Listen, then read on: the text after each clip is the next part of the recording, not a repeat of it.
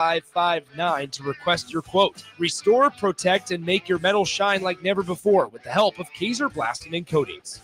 Nutrition Authority invites you to enjoy internet-crushing prices at the back-to-school blowout. We already offer better-than-internet pricing, but from Monday, August 25th through Saturday, August 30th, we're slashing them even deeper. The back-to-school blowout at Nutrition Authority. For location information, check us out at mynutritionauthority.com. Select Plumbing and Utility has been serving Lincoln and the surrounding area for 14 years, and they're not slowing down. Select Plumbing and Utility handles all your plumbing needs from faucets and water heaters to full renovations, and they can even help with your heating and cooling needs. They're also Lincoln's underground experts, repairing and replacing broken underground water and sewer lines since day one. Contact Select Plumbing and Utility today at 402-560-6197, assuring excellence in every situation, opportunity, and challenge. That's 402-560-6197. This is Lincoln's home for sports talk on the FM dial. Also online at theticketfm.com. On the internet. KNTK FM Firth, 93.7 The Ticket. Are you tired of living in pain? At Prairie Orthopedic and Plastic Surgery, they make it simple. From head to toe, spine to extremities, they've got you covered. Their multi-specialty team of experts in orthopedic surgery, plastic surgery, podiatry, physical therapy, and occupational therapy all work under one roof to get you back to living life pain-free. Don't wait another day. Visit prairie-ortho.com today or call them at 402-489-4700. Prairie Orthopedic and Plastic Surgery, where healing begins. Ryan, with all this red and all these people around, I'm still not seeing the tailgate. Todd Spidell, former body shop owner, terrible driver. We're getting close. Now, did you know with 3 locations in Lincoln and hundreds of years of combined technician experience, we can get Husker fans back on the road even quicker and safer after their tailgate mishaps? Oh, Todd, turn left right here. Left or right? Left, right here. Right? Well, you wait for the tow truck. I'm getting a hot dog. Well, I guess while I'm waiting. All right! Most recommended! Eustace Body Shop! Woohoo! Dude, you should be on American Idol. You really think so? No. Accidents happen, even to Husker fans. If it happens to you, call Eustace Body Shop, where our customers send their friends. The most recommended Eustace Body Shop. That's who we are. Nebco is hiring CDL drivers for ready-mixed concrete in Lincoln.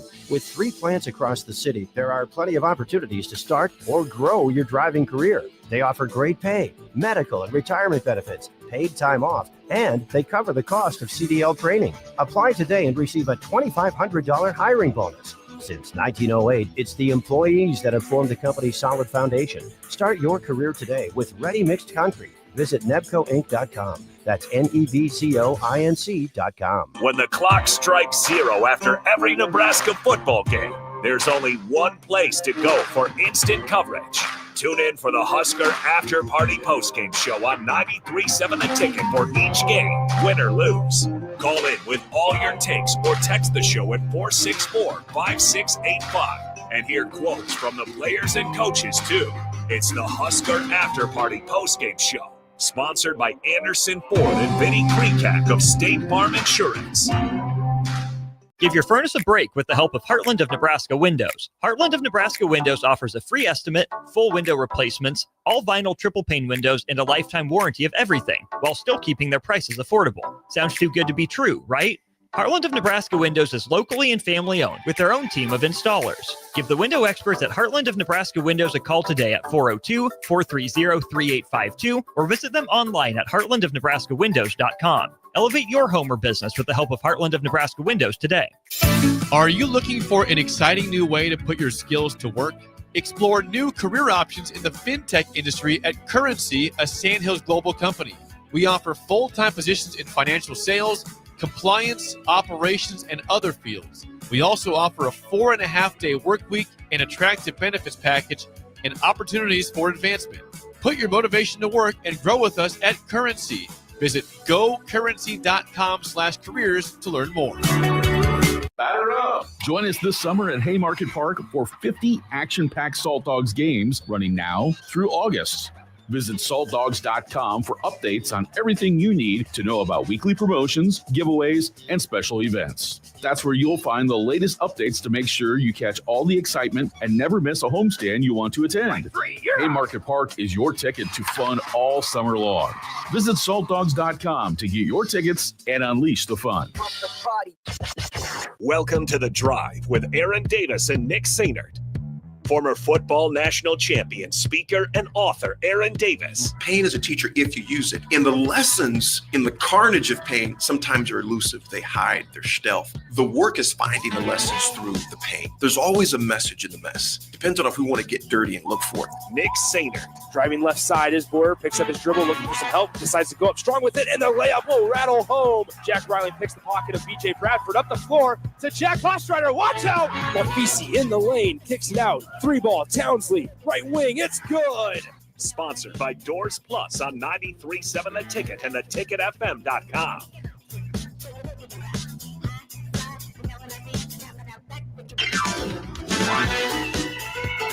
Folks, welcome to this magnificent Monday. There are college students walking down the street, some with their heads down, some with eyes bigger than quarters. Others are just in shock, Nick. It is the first day of school for the University of Nebraska and maybe colleges around the country. So if you sent off your college student today or last week, or it's their first day, congrats, go be great. I'm going to give a shout out to Ben Essink, Nicole and Jeff's son. Ben starts his first day at University of Nebraska today. So congratulations to Ben. Well done, Jeff and Nicole, on that. Nicholas, it is, you smell that? Yeah, it just smells like Bearcats. Bearcats. It is game week in the state of Nebraska. However, we would be remiss if we didn't mention the slaughtering that took place at the Vault on Friday night and yesterday afternoon. We're going to dive into that. 9:30, we're going to dive a lot into college football. Matt Campbell, woo. Chris Kleiman, woo. You were right, AD. Yeah, you were right. I mean, I got lucky. Now, it wasn't a pretty game by any means. By any team. And the Johnson family has to go to counseling. Yes, they have some amends to make, and they did. They did. I'm going to talk. I'm going to save it. I'm going to save it for a little bit. Then at 10 o'clock, we got all Husker football. They named their team captains. We'll dive into that. We have a special guest, Connor Onion, will be with us at 10:30. He will give us some a deep dive in depth because he has actually covered the games as well. There's also more volleyball games going up tonight in South Dakota. That's right, at the Pentagon. I think Coach Cook is going to grace them with his presence up there as well. Swim, how was your weekend, my brother? It was great. It was a lot of fun. Obviously, it was nice to get a little bit of college football back on the TV, but also just to kick off the fall sports season. So, like we look ahead to this week. It's Husker football, it's high school football, it's Husker volleyball continues. I mean, we are full go for the rest of what feels like 2025. It's going to go by in the blink of an eye like it always does. Yeah. But the weekend was really good. You know, it was good to hear the weekend. Did you play any golf this weekend? Did not. Nick, you didn't play golf this weekend? I did not. It was just kind of chill. It was a beautiful weekend to play golf, but I did not play. But you know what, though? You had been on the grind for a while. You know, Canada slightly. trip, but Vegas, Dallas, all of that. The way to get off the grind is to enjoy a nice round of golf. Yeah, that's true too. But there's times where it's just nice to say, you know what, I'm just going to kind of be around the crib today. Yeah, I got to figure out. I got some grip issues with my golf clubs. I keep rolling over and the ball keeps hooking. And did you ever get the 4-iron fixed? Oh yeah, 4 irons fixed, 3 irons in the bag now. I have a 3 iron in the bag now. The driver is straight as an arrow, Nick, but now my irons are just putrid. Such is golf, right? I've literally seen your game go to another level in the past 3 years that I've known you, man. I mean, you went from using only a 4 iron off the tee box. Now you're shaping your driver, calling your shots out. It's a beautiful thing. I don't know if I'm doing that. It's a beautiful thing. Sure, if it goes right, you're saying it's going right. Hey, it's going right. It's going right. Now, folks, I know it's football, but me and Nick will be remiss just for this little smidget. Yeah.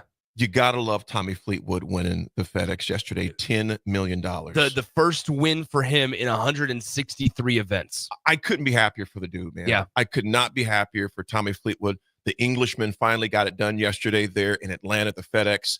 Obviously, the Ryder Cup is coming up. That is going to be awesome to see as well. I think Patrick Cantley is still studying that putt on hole 18. Man. Dude, I would lose my stuff if I golfed with him. Yeah. It was like, bro, Are you serious? Mm-hmm. It was absolutely absurd. But nevertheless, and shout out to Cantley, too. I like the guy, but he just takes way too long between shots.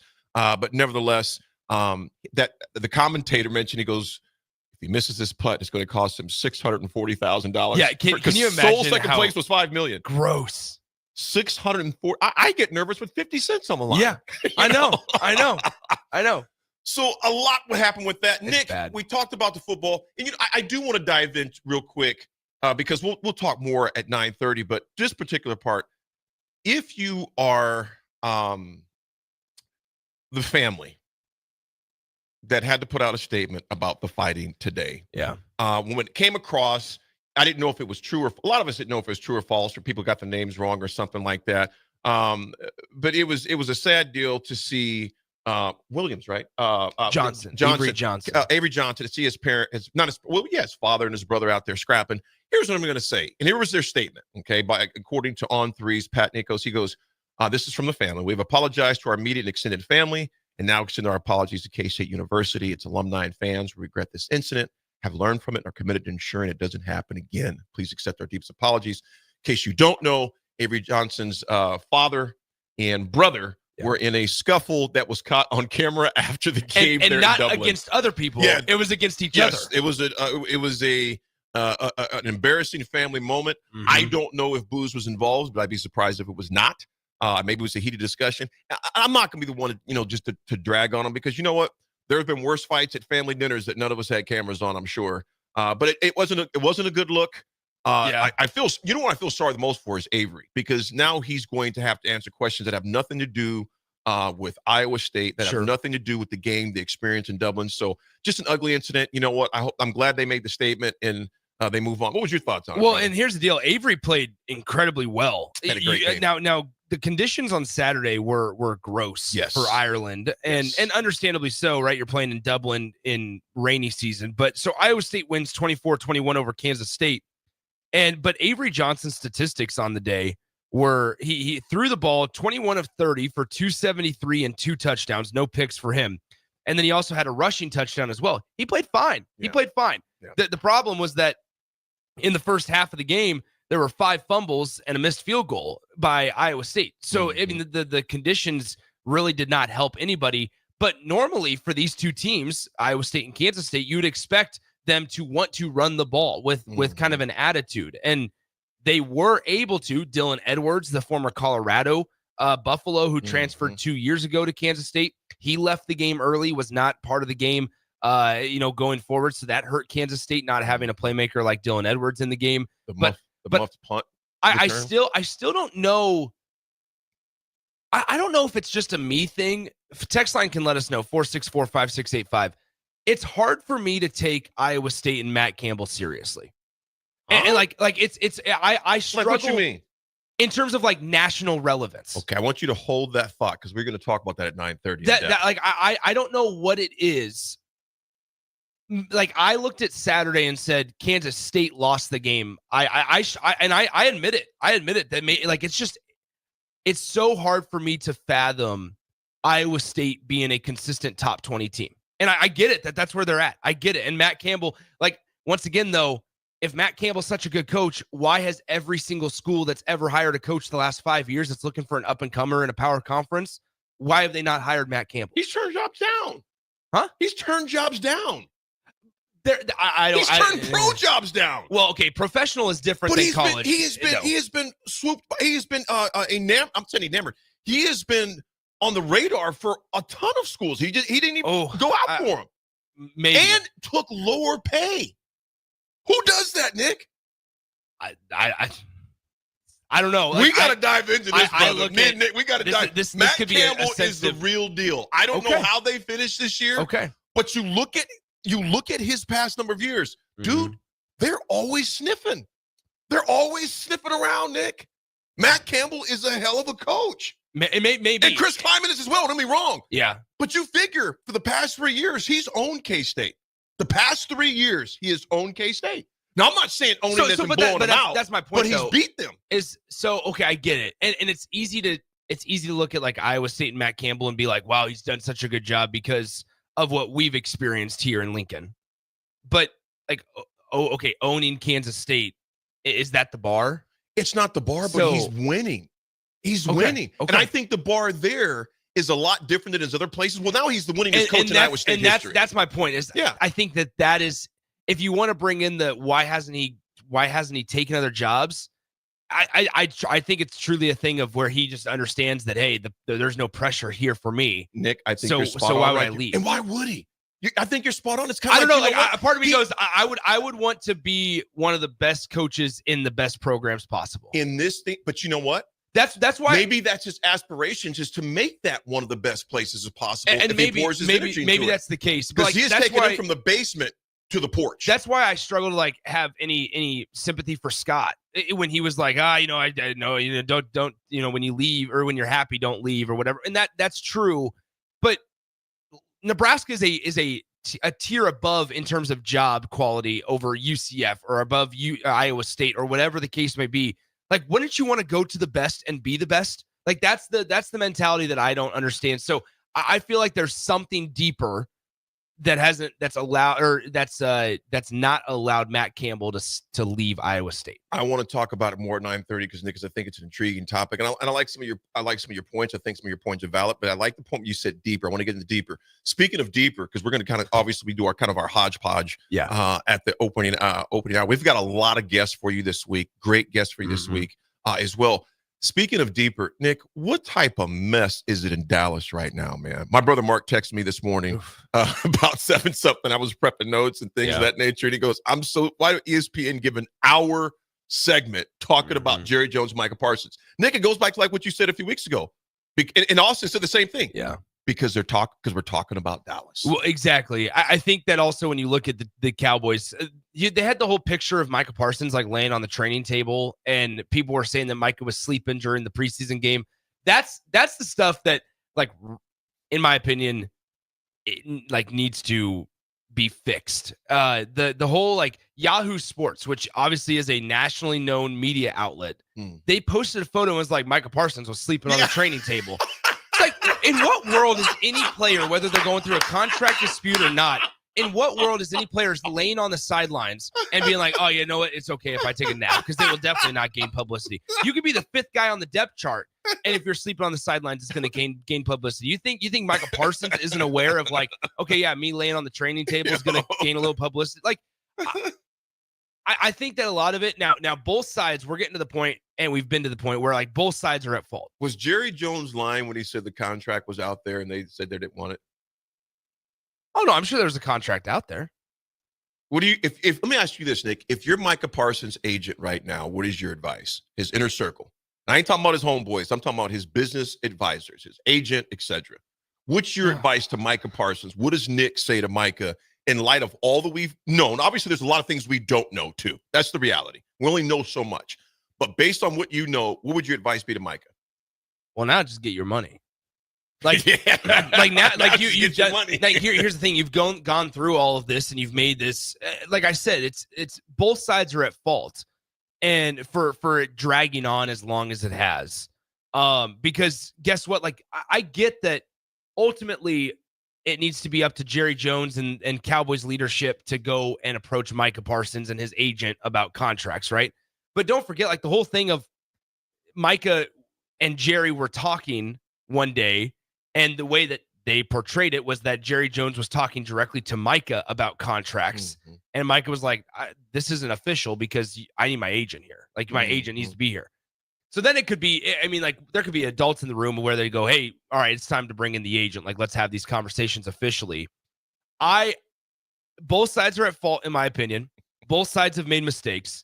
But now that you've gone through all of this, your stats will get you paid. What you've been able to do on the field will get Micah Parsons paid. So now just get your money. Yeah, I think he's got to get his loot. Pete Ferguson. Bleep the Eagles. This is what we're on our mind. I tell you what, Pete, I love you, and I've told you numerous times I don't have anything against Dallas other than the unrealistic expectations of some of their fans. I like Micah. I like Dak. I like CeeDee Lamb. I can go on and on. But it's always a circus in Dallas, Nick. It's always theatrics. And the thing about it, Dallas has talked a lot about in the preseason, and they're Casper the Ghost in the postseason because they're gone. And if I'm if I'm the teammates in the organization, I'm just thinking, here we go again, Nick, because it's not a lack of talent in Dallas. No. It's not a lack of talent whatsoever, man. And It's just, that's I where- don't get it, man. It's a mess. That's where just the philosophy has kind of been not puzzling, but I think just, unconventional, to where a lot of organizations will lock down superstars before the contract year or To before get the business. Yeah, right. Just get it and get it out of the way. Get it going and then get it out of the way so the dudes can play. And Dallas has now made it.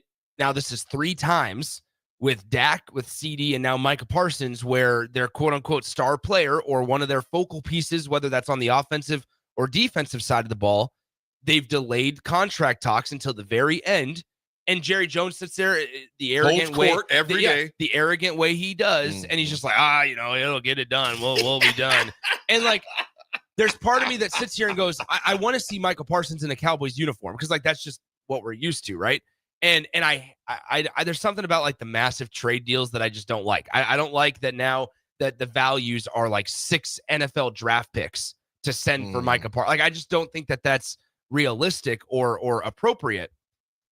But then there's also another part of me that sits here and goes, I want sorry, Pete, I want Jerry Jones to eat his words at one point. Yeah. Like, it's always worked out. Dak's always been paid. CD got paid. And now it's like we expect Micah Parsons to get paid eventually because he wants to just play football. And it's like, for once, I want Jerry to get in the way of Jerry and it not work out in all honesty. John and Cortland, you're exactly right, man. Jerry gets in the way of possibly of continued success, and he is the problem. I totally agree. And like I said, I don't have any ill feelings towards Dallas. It makes it, Nick, easy to root against them, though, because of ownership. He just does some of the most mind-boggling things for the sake of attention. And that's the part that's sad. It's about his ego more than it's about the organization. However, has he been very successful at what he's done in his career? Absolutely. I think he bought him for $100 million or something like that years ago. Now they're worth billions. So I get that aspect. But at the same time, you have to do more to keep a team successful than it took you in order to get there in the first place. And they have to keep doing that. So unfortunately, it's all about Jerry. It seems to be that way. It's just nuts to me. Nick, real fast again, Shedeur Sanders, were you surprised? And obviously Shiloh was waived. He was known. He found out he was cut through the punch. However, I thought that was kind of jacked up. Both guys should have got ejected, in my opinion, because they were both throwing blows in that game. But you see, you go back to that old saying, the last man gets caught. Well, doggone, there's a billion cameras in there. Like you said, with Micah, they could see him if he was taking a nap. They saw the same thing in there. Shiloh has to be smarter than that. But at the same time, I think that was jacked up that both players didn't get tossed. So he's going to be looking for a new team. And I think, the officials will be able to claim as that it's extension of the arm, and they threw it, like, because you can make it unsportsmanlike conduct penalties 15 yards each way and call it good and offset, right? But then I think it's the actual extension slap, slap of across the helmet, across the face is what did it in.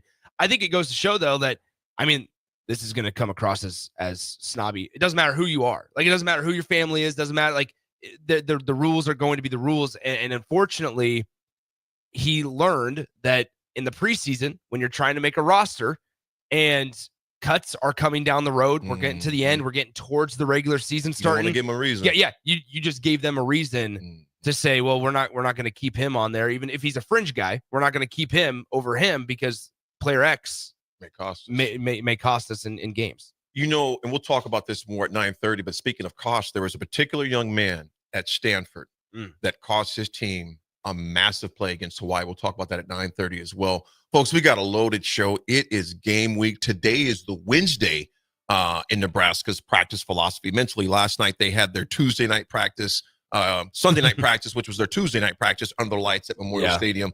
And so your days are kind of messed up. So today will be a little bit lighter practice. I would assume probably helmets and shoulder pads only. And then tomorrow would go to just helmets only and then walk through before they dip out on Wednesday. So it is right there. We are right here and excited to do it. Nick, of course, and our company will be down there calling pregame, postgame, and all that good stuff. We'll have some stuff actually at Memorial Stadium as well. Supposed to be a few thousand students and fans there at Memorial Stadium. So it's a loaded week, folks. We'll be back. It's The Drive, 93.7 Ticket.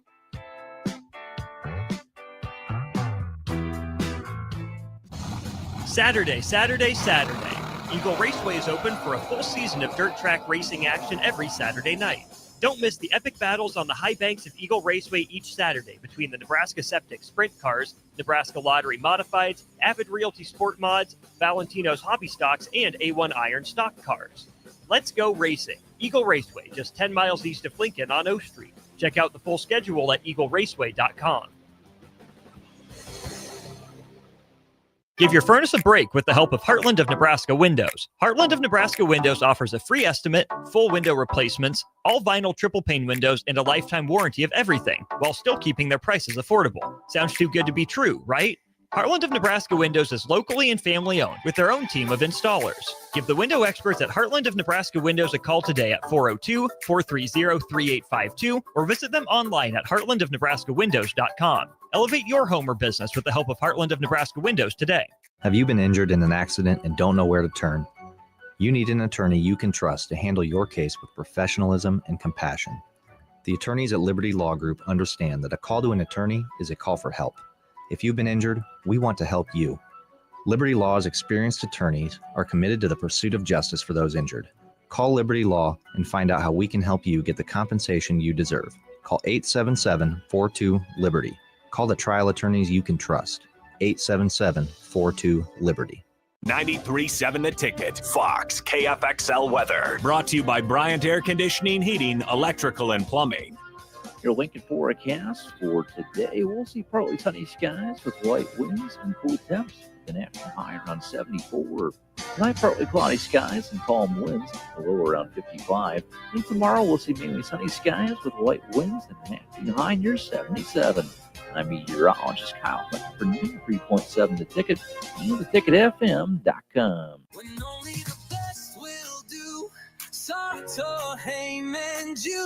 Rick Heyman here from Sartor Heyman Jewelers. I want to personally thank our great customers for voting us once again the best of Lincoln. At the same time, we're celebrating our 120th year in business in the great state of Nebraska. Visit us at South Point, Grand Island, and the Outlet in downtown Lincoln. Visit us today at sartorheyman.com. Sartor Heyman Jewelers.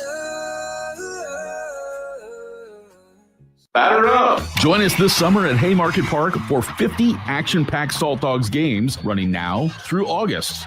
Visit saltdogs.com for updates on everything you need to know about weekly promotions, giveaways, and special events. That's where you'll find the latest updates to make sure you catch all the excitement and never miss a homestand you want to attend. Haymarket Park is your ticket to fun all summer long. Visit saltdogs.com to get your tickets and unleash the fun.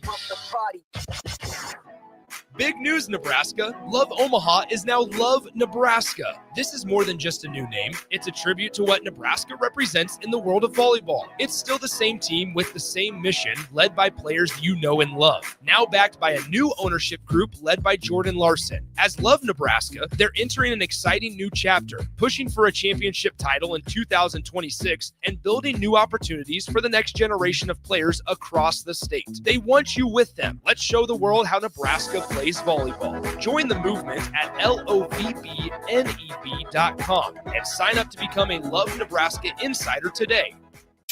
Are you looking for an exciting new way to put your skills to work?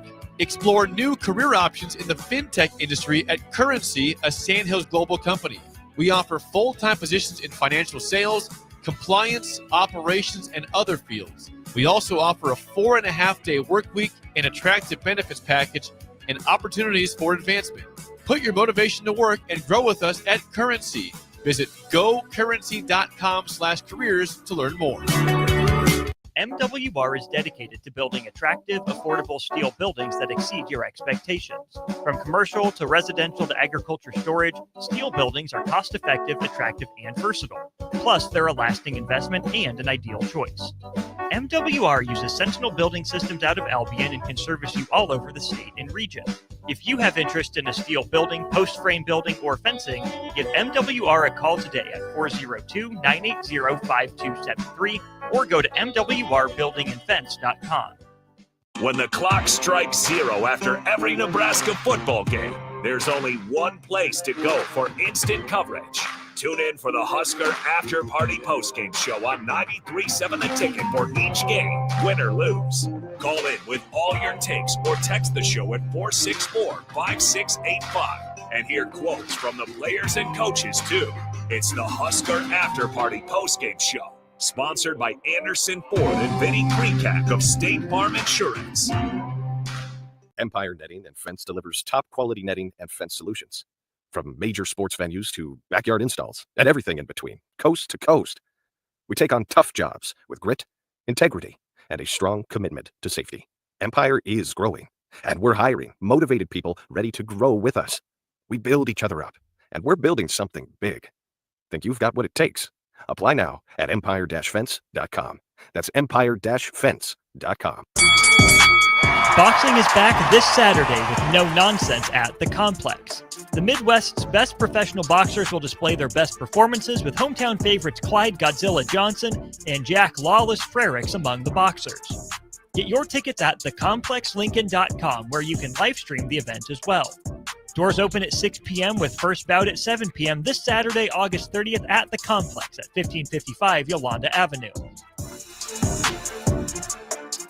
Are you a skilled mechanic looking for your next opportunity? Nebco is hiring. They're looking for experienced mechanics to join our family-owned team. They offer competitive wages, great benefits, service trucks, OEM-level diagnostic software, and career growth opportunities. Apply today at nebco.com. Positions include lead and A-level mechanics for the Nebco shop. Learn more at nebco.com. If you're driven and ready to grow with a company that's been around since 1908, apply today at nebco.com. An overdose can happen in front of you and you might not realize it. Blue lips, slowed breathing, pinpoint pupils, choking sounds, unresponsive to touch or sounds. These signs aren't always obvious, but they can be deadly. Knowing what to do could save your friend, your neighbor, your child. Learn more by visiting myhealthymind.crediblemmind.com so you can be ready before it happens. This message is funded in part by the CDC OD2A grant. Now back to The Drive with Aaron Davis and Nick Sainert, sponsored by Doors Plus on 93.7 The Ticket and theticketfm.com. Folks, we are back on this Thank God It's Monday, TGIM. Thank God it is Monday. We are back. It is game week. This segment is brought to you by Jack Russell of Farm Bureau Financial Services. Jack has been a well-respected representative since 1999. Can help protect your home, your vehicle, your family, or even your future. Give Jack a call today at 402-421-9100. Or visit one of his 2 locations in Lincoln or in Seward and learn how Jack Russell of Farm Bureau's Financial Services can help you.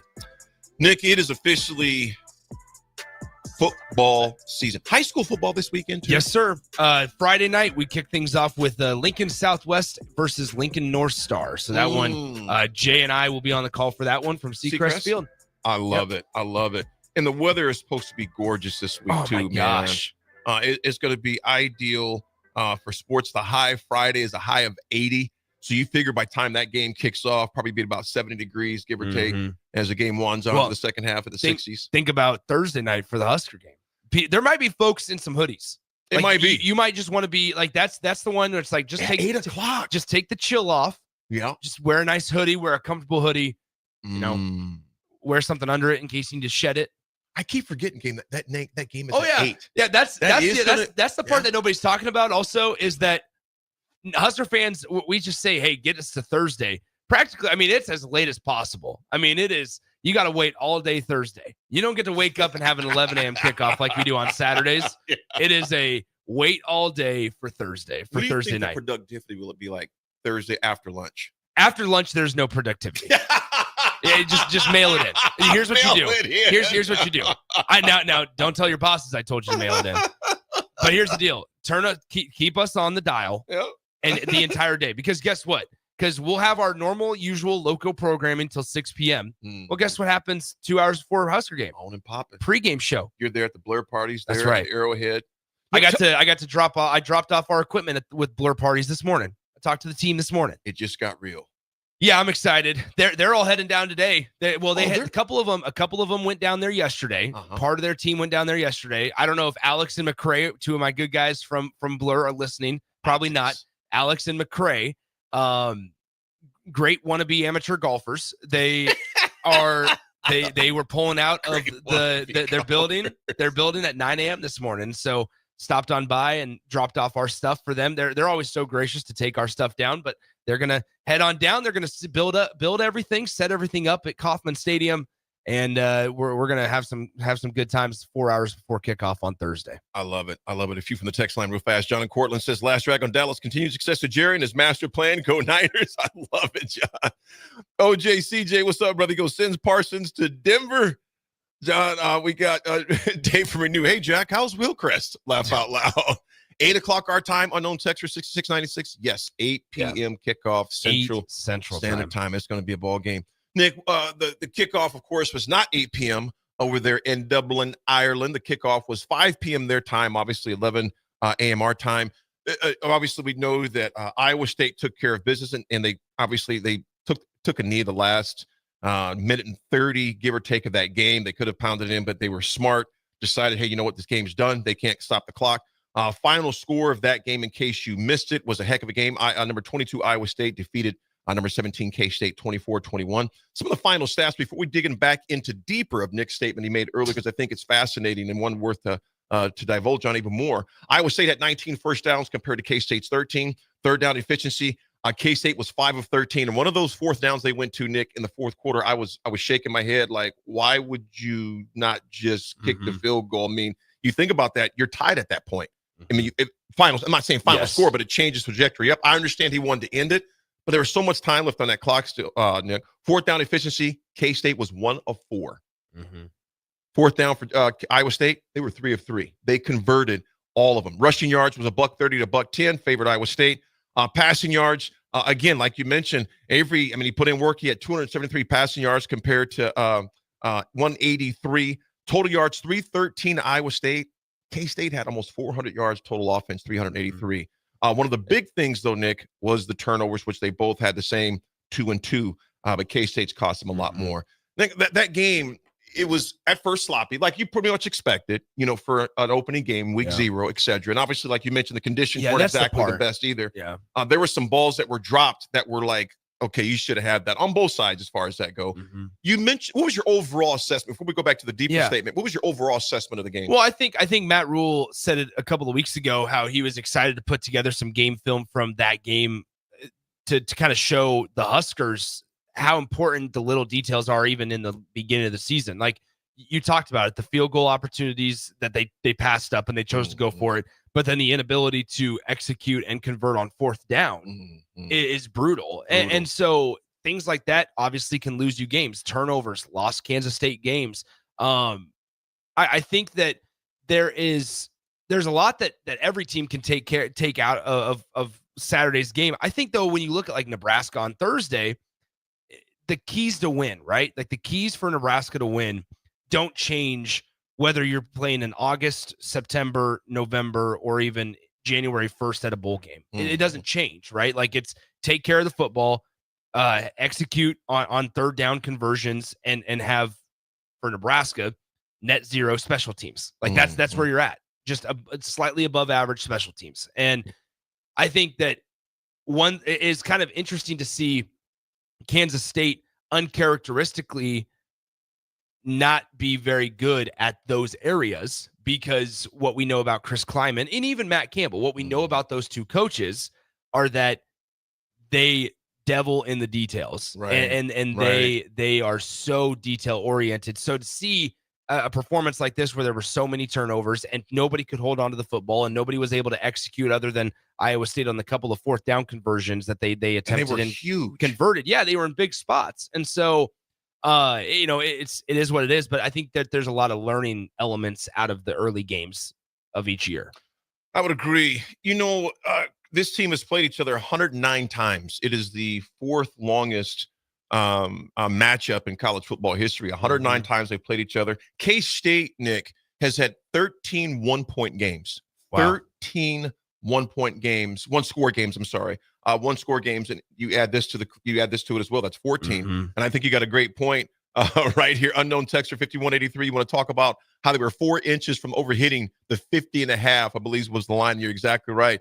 Deb from Beatrice. Good morning, Deb. She has her blur tickets. Nick, you'll probably see Deb down there as well. Yeah, make sure you say what's up. Definitely say hello, Deb. It's interesting. So I saw over the weekend Blur Events posted on their social medias that they only had about 400 tickets available. left. That was it. And then they were Out going of- to, out of, I don't know how many they were able to sell. Thousands, I would imagine. Wow. But so, I mean, here's the deal, man. I'm telling you, get your tickets for the pregame party. We're all going to want to get to Arrowhead early, right? Yeah. Like, this is my point. So, because let's just envision this real quick. There's not a Haymarket area around Arrowhead for people to hang out, right? It's destination. Like my advice to everybody, if you're going down to Arrowhead and if you haven't been there in a while, you need a refresher. You're going to want to get to that parking lot as soon as it opens, like as close 2 to. p.m. Well, no, I'm sorry, take that back. people. Yeah. That's for you guys. Yeah. It's the parking lot. It's dependent on where you park. It's dependent on where you park of when the parking lot opens. But my thing is this: make sure you get there, because you're not going to be able to hang out at the bars until an hour before kickoff and then be able to get to the parking lot, get in your seats by kickoff. You're not going to be able to do that. And so I highly suggest get there, get settled. Blur's going to have a great pregame tailgate party. We're going to be a part of it. Starting at 4 hours before kickoff. So 4 p.m. 4 p.m. So 4 p.m. I believe they have it to where parking lots open at 3:30. So parking lots, I believe, open at 3:30. Don't quote me on that. But you'll get there at 3:30. You can get settled in, have your parking spot, walk on over to Kauffman Stadium, which is right across the street from Arrowhead.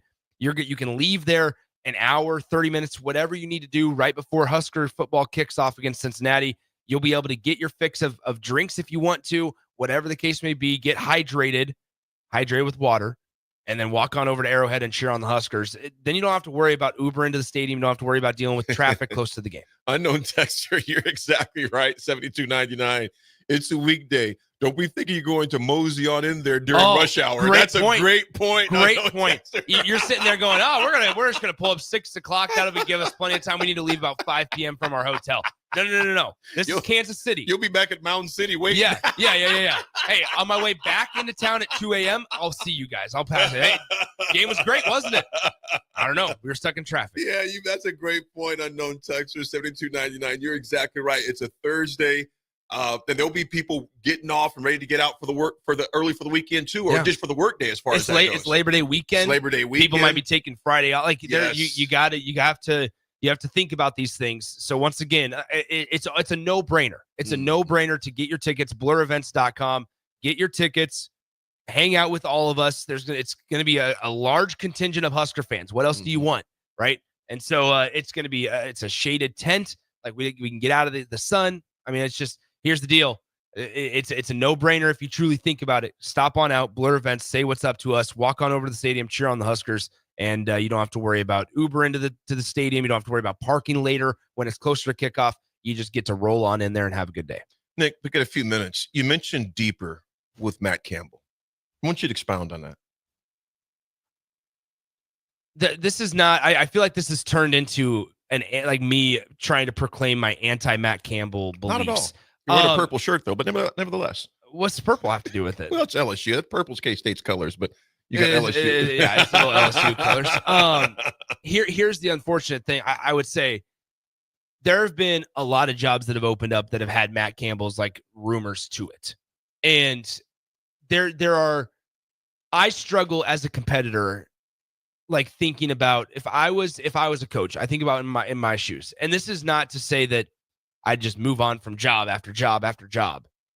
But he's been at Kansas State for a long time and done some really, really good things. At Iowa State, excuse me, at Iowa State, not Kansas State, Iowa State. He's done some really, really good things. I'm not discrediting that. He won 3 games his first year. They've won 7 or more every single year since. I'm not discrediting the success. But at some point, don't you want to compete for a national championship? Like truly. Iowa State, at a place like Iowa State, and maybe the case is the same at Nebraska potentially. So many things have to work out well around you for you to be able to authentically compete for a national championship. As it does for the other teams. Sure. But in terms of cachet, in terms of notoriety, if you are at an Ole Miss, or if you're coaching, frankly, in the SEC or the Big Ten, if you're coaching in one of those conferences, true, those conversations in the College Football Playoff Committee are much different when trying to decide this or that. And so also from like I said, the competitor standpoint, I understand that like he has this mentality, and he's told reporters and he's told media people, like, I didn't get in this job to do something. I got in this job to help people and to be someone. Like, I get that. He's already, even if he were to leave Iowa State, he's already changed the perception of Iowa State from when it was when he got there. He's already done that. But it's, you have to also go, all right, you know what? In every which way, an Ole Miss job might be better than Iowa State, or a Big Ten job might be better than an Iowa State. You know, I think, and they're like, if anybody wants to come at me on the text line and be like, Nick, how do you know Ole Miss is a better job than Iowa State? Get out of here. Get out of here. Resources, SEC money. I mean, just notoriety, exposure. I mean, get out of here. And everything you mentioned is true, is those last points right there. But maybe Matt realizes in this new landscape of collegiate sports, do I want to deal with the peripherals out of a place to where I will not have the runway at other places like I got here? Sure. In this day and age, but then you're just comfortable, like you're just complacent. But you know what? Not necessarily. That's a state of mind. If he is still striving to land the best recruits and to wring the rag of talent out of all of them, that makes sense. To him, that's maximizing what he can get. I mean, it maximizes what he can get out of those players, and it puts Iowa State in the conversation as we're now talking about them. Now, to your point, anybody, you'd be remiss to say Ole Miss is not better, and I say better in that in resources. I'm not saying better the job, but I'm saying as far as availability of resources, your reach is a lot further as far as talent and things. Well, and that's how we quantify whether or not a job is "quote unquote" a better job. Right. Is what's available to the coaches, to the staff, assistant coach pool. Like, how much can he spend on assistant coaches? There's so many angles to it. That's frankly, that's why we always say Nebraska is such a good job, is because you have every single resource available to you known to mankind. And I think, Nick, it shows you how much he's committed there, because your very point where he says, you know what? I'm going to make it tough for my coaches to leave, because I'm going to take less money to make sure my coaching pool of salaries is bigger. So it's going to maybe awfully hard for those guys to go someplace else if it's strictly for financial thing. It's different. I can only say if they want to have aspirations to be an OC and they're not an OC right now, or a head coach and they're not a head coach right now, that I understand. But, man, if you can keep, because me and you both know, if you can keep your core of coaches together, and he mentioned that post-game, he goes, we've been together for so long, we trust each other. That's why I think he is to me, he's a unicorn as far as college coaches go today and age. But I love it. I think it's a unicorn. I think, okay, from a purity standpoint, like, yeah, it's good for college football. I'm not discrediting that at all. I sit here though, and number one, Iowa State was able to extend him through the 2032 season by paying him a base salary. Now there's additional room for compensation, incentives, right? Absolutely. But a base salary of $3.7 million. I don't look at that as Matt Campbell taking less money for other people. And maybe this is all about perception. So I very well could be in the wrong. But my point is this. I view that as Iowa State knows he's not going anywhere. Like they're just not going anywhere. Like, he's just comfortable. And I think comfort can sometimes breed complacency when you're talking about jobs like this. And I sit there and I go, once again, if you are a college football head coach, don't you want to be the best at the best place possible? But like, wouldn't everybody be striving to? What, Nick? That's not every coach's aspirations. At the best place to him may be Iowa State. The best place for Coach Osborne was Nebraska. The best place for Saban for all those years was Alabama, although he had offers over the place. So I think it's. But he was winning national titles. I think it's very subjective for us to say, well, this best place here. His best place might be where he's at right now. But and that's why guys get fired. It's because they go to places that end up not working out for them. But it's the act of. It's almost as if it's always a risk when you take a new job. It's always a risk, whether you're a head coach or whether you're doing something day to day. Like, it's always a risk taking a new job because it could always not work out. Right. But then do you really want to sit back and go, well, man, what could have happened? And you know what? I will say this, Nick. I would agree with you in that there is a lot of coaches, not all, there's a lot of coaches who want to be at the place where it offers them the best opportunity to win a natty. Because ultimately, I mean, if you're not coaching for natty, what the hell are you coaching for? However, I think, too, coaches say there's several ways we can accomplish that. Even if we don't have maybe all the resources that your top echelon programs can have, we're going to maximize what we have. And I would say this, too.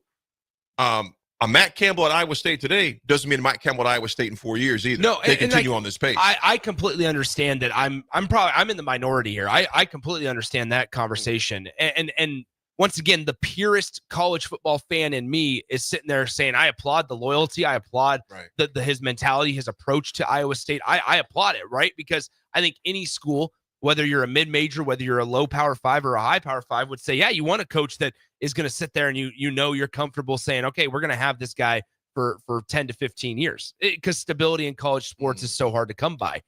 I just think that, once again, there's a reason why all of these jobs have been open. Sure, maybe he's turned some of them down, but there's also, as they vet, as they go deeper into it, of whether or not it could work at a higher institution.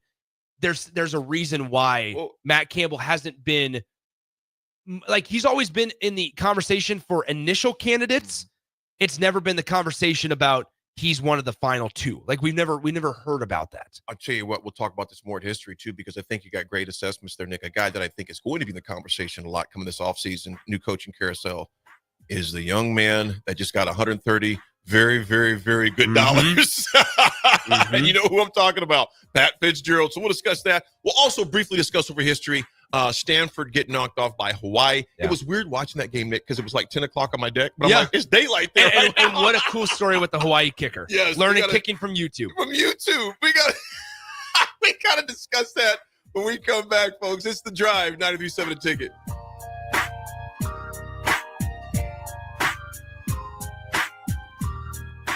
Batter up. Join us this summer at Haymarket Park for 50 action-packed Salt Dogs games running now through August.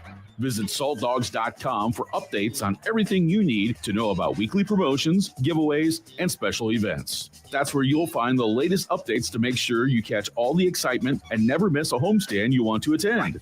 Haymarket Park is your ticket to fun all summer long.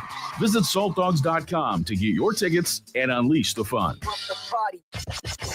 It's one of the best decisions we ever made, having Bryant install a new water softener. Now our glasses and dishes are crystal clean. We save by using less detergents and softeners, but our clothes and towels will look better and feel softer. For a quality softener system without the hassle of arm-twisting contracts, I suggest choosing Bryant. Call 467-1111 or visit BryantLincoln.com to schedule a free estimate and soften up with Bryant. At Bryant Air Conditioning, Heating, Electrical, and Plumbing, we do whatever it takes. An overdose can happen in front of you and you might not realize it. Blue lips, slowed breathing, pinpoint pupils, choking sounds, unresponsive to touch or sounds. These signs aren't always obvious, but they can be deadly. Knowing what to do could save your friend, your neighbor, your child. Learn more by visiting myhealthymind.crediblemmind.com so you can be ready before it happens. This message is funded in part by the CDC OD2A grant. Have you been injured in an accident and don't know where to turn? You need an attorney you can trust to handle your case with professionalism and compassion. The attorneys at Liberty Law Group understand that a call to an attorney is a call for help. If you've been injured, we want to help you. Liberty Law's experienced attorneys are committed to the pursuit of justice for those injured. Call Liberty Law and find out how we can help you get the compensation you deserve. Call 877-42-LIBERTY. Call the trial attorneys you can trust. 877-42-LIBERTY. Looking for a financial partner that truly makes a difference? Modern Woodman is a member-owned fraternal financial services organization. We can help you plan for all stages of life, from protection to saving to retirement. We also offer member benefits, social activities, and volunteer opportunities to help your family and community. I'm Sean Erickson, your Modern Woodman representative in Lincoln. Call me at 402-483-6515 to start the conversation. Modern Woodman of America, touching lives, securing futures. 93.7 The Ticket, Fox, KFXL weather. Brought to you by Bryant Air Conditioning, Heating, Electrical, and Plumbing. Your Lincoln forecast for today, we'll see partly sunny skies with light winds and cool temps. The national high around 74. Tonight, partly cloudy skies and calm winds, the low around 55. And tomorrow, we'll see mainly sunny skies with light winds and the high near 77.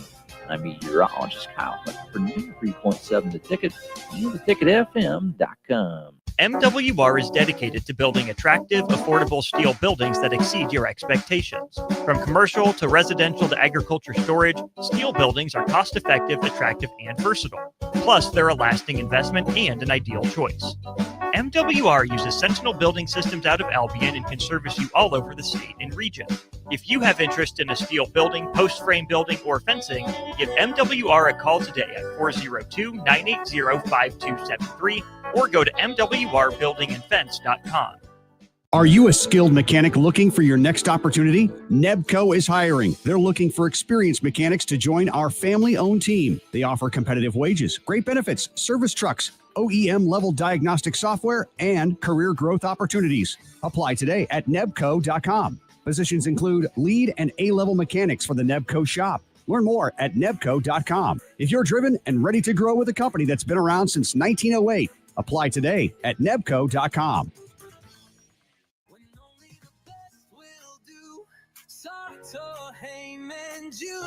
Rick Heyman here from Sartor Heyman Jewelers. I want to personally thank our great customers for voting us once again the best of Lincoln. At the same time, we're celebrating our 120th year in business in the great state of Nebraska. Visit us at South Point, Grand Island, and the Outlet in downtown Lincoln. Visit us today at SartorHeyman.com. Sartor Heyman Jewelers. 93.7 The Ticket is your home for every Kansas City Royals baseball game. Bobby Witt Jr., Salvador Perez, Vinny Pasquantino, and the rest of the Royals attempt to make the postseason for the second season in a row. And you can hear all the action on 93.7 The Ticket and theticketfm.com. Your home for Kansas City Royals baseball. An hour ago, you didn't need a plumber. Now you're in a panic. When life throws you a surprise with a clogged drain, plugged or leaky toilet, broken pipe, leaky faucet or water heater, or a bathroom or kitchen plumbing upgrade, whatever. Just call Bryant Air Conditioning, Heating, Electrical, and Plumbing. 467-1111. Keep that number handy, 467-1111. Or go to BryantLincoln.com. Bryant Air Conditioning, Heating, Electrical, and Plumbing. We do whatever it takes. Now back to The Drive with Aaron Davis and Nick Sainer. Sponsored by Doors Plus on 93.7 The Ticket and theticketfm.com.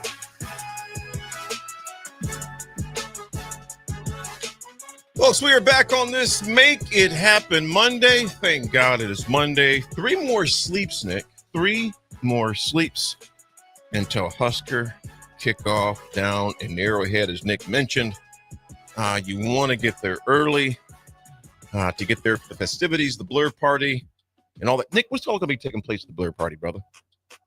It's just a good time. I mean, like, so there's tons. I mean, obviously, drinks is available. Drinks are available. I believe there's food, but also there's going to be college football on the TVs. So there's games that go on throughout the afternoon.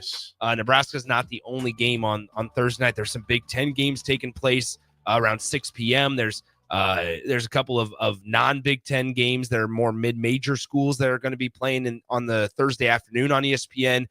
So there's going to be plenty of college football on the TV, and then just getting you ready for, once again, kickoff for Nebraska and Cincinnati.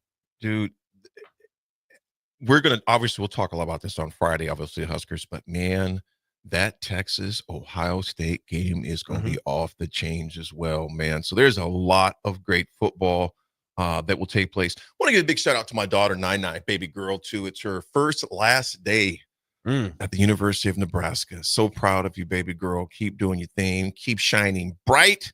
So it's her Nick, it's crazy, man. When you get to that point, if you decide to have kids one day, man, there's all these milestones. And I can still see her. I mean, that's daddy's girl. Yeah. I mean, so to see her starting her last day at University of Nebraska is awesome. To all the graduates out there. In fact, there was one from our text line. I did not want to miss this.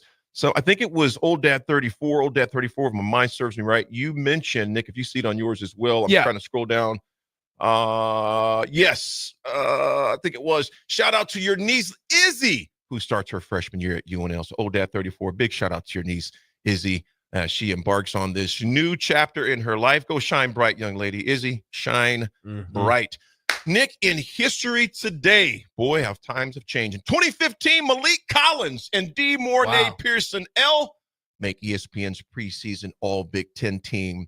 And USA Today picked Nebraska to win the Big Ten West under Coach Riley's first season. How nice that would have been. I wanted to see your expression I was looking at that this morning. I'm like, I want to see what swimmer's going to say on that. That would have been really nice. Hey, but they got sprinkles on the ice cream. Hey, but they got 6 and 7. How about we take your Big Ten West win and I'll raise you to 6 and 7? I'll raise you to 6 and 7. Yeah, this year Nebraska lost. That was the Hail Mary that they lost to BYU because that was Mike Riley's first game. Was they lost on the Hail Mary to BYU? They come back with a 48-9 win against South Alabama. They lose on the road to Miami, in overtime to Miami. Then it was a win against Southern Miss. They started 0-2 in the conference. At one point, they were 1-4 in the conference, and they finished 3-5 in the conference. They had losses to Iowa, Purdue. This is Purdue. That was that 55-45 game that they lost to Purdue. Riker Fife was the quarterback. People forget. So they had losses in the conference to Illinois, Wisconsin, Northwestern, Purdue, and Iowa. But then they beat UCLA in the Foster Farms Bowl, and everything was okay. Nate Gary got ejected for targeting. I don't know if things were okay. Things were just peachy going into 2016. All was good in Nebraska, right? Well, everything was peachy in 2016 because you remember that they ended up starting 7-0 that next year. Yeah, that is true. So things were just peachy. Seems like it's eons ago, doesn't it? It was a decade ago. Oh, how about that? Mike Riley's first game was a decade ago this year. That is nuts, man. That's 10 crazy. years went that fast. Just like that. That fast. How about this one? This one's for your boys in the Pittsburgh Pirates uniforms. Oh, I won't talk about On this day in 2020, Lucas Giolito of the Chicago White Sox hits the Pittsburgh Pirates 4-0 in Chicago. Shocker. There it is. Shocker. Nice little no-hitter on this day in 2020 against the Pittsburgh Pirates. Nick, why are the Pirates so bad, man? I should turn the notifications off my phone because I still have the notifications on my phone, like when something's happening with the Pirates, and I'm like, it's just the same bad news. I bet it is. It's just horrible. I bet you get tired of it. Hey, I did not watch that game Friday night. Did the Marlins end up beating not the Marlins, but the Brewers? What happened to the Brewers and the Cubs? The Cubs won. Cubs won. They're 5 games back from the Brewers, but the Brewers have started to really falter. They've lost. I think the Brewers haven't lost, done well post All-Star game. Yeah, the Brewers are 2-8, or no, excuse me. The Brewers are, what was it? I think 2-8 in their last 10 games, and the Cubs are 8-2. Yeah, the Brewers have been on the skids post All-Star game. But no, they've been on fire. It was last week they started to really. The last 10 days they've really started to kind of buckle a little bit. Long season to go. They only have 199 games to go still. Oh, stop. They have like 32 games. There's like 32 games left. Are we there yet? Yeah. Like 32 games left. That's 32 games too many for Pittsburgh. My word. Folks, we'll be back 10 o'clock. There's a lot of Husker football to discuss. They named some captains. We'll be back as the drive. Batter up. Join us this summer at Haymarket Park for 50 action-packed Salt Dogs games running now through August. Visit saltdogs.com for updates on everything you need to know about weekly promotions, giveaways, and special events. That's where you'll find the latest updates to make sure you catch all the excitement and never miss a homestand you want to attend. Haymarket Park is your ticket to fun all summer long. Visit saltdogs.com to get your tickets and unleash the fun. This is Lincoln's home for sports talk on the FM dial. Also online at theticketfm.com. On the internet. KNTK FM Firth, 93.7 The Ticket.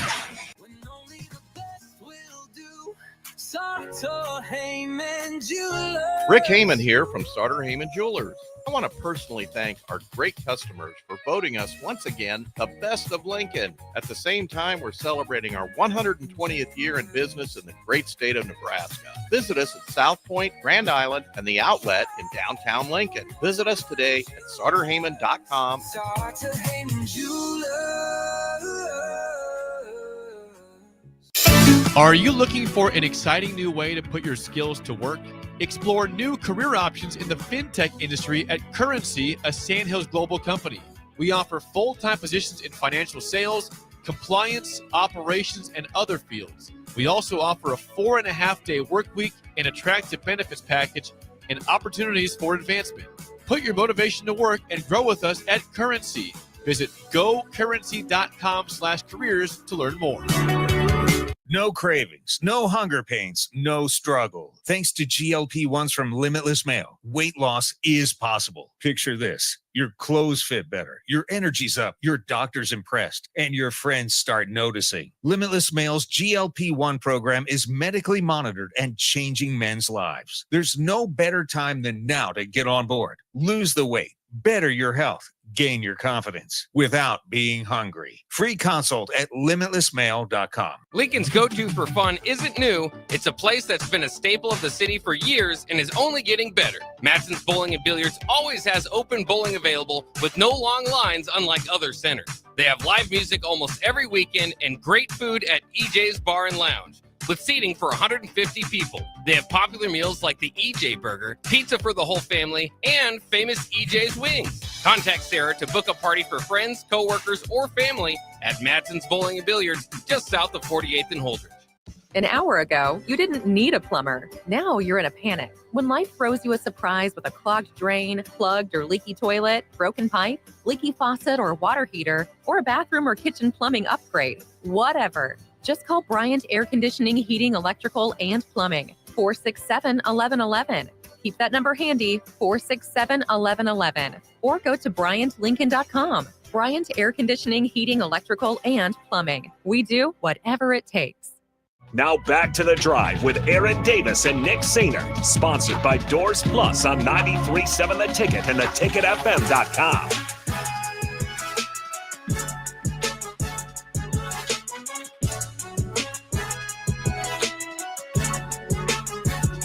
All right, folks, we are back.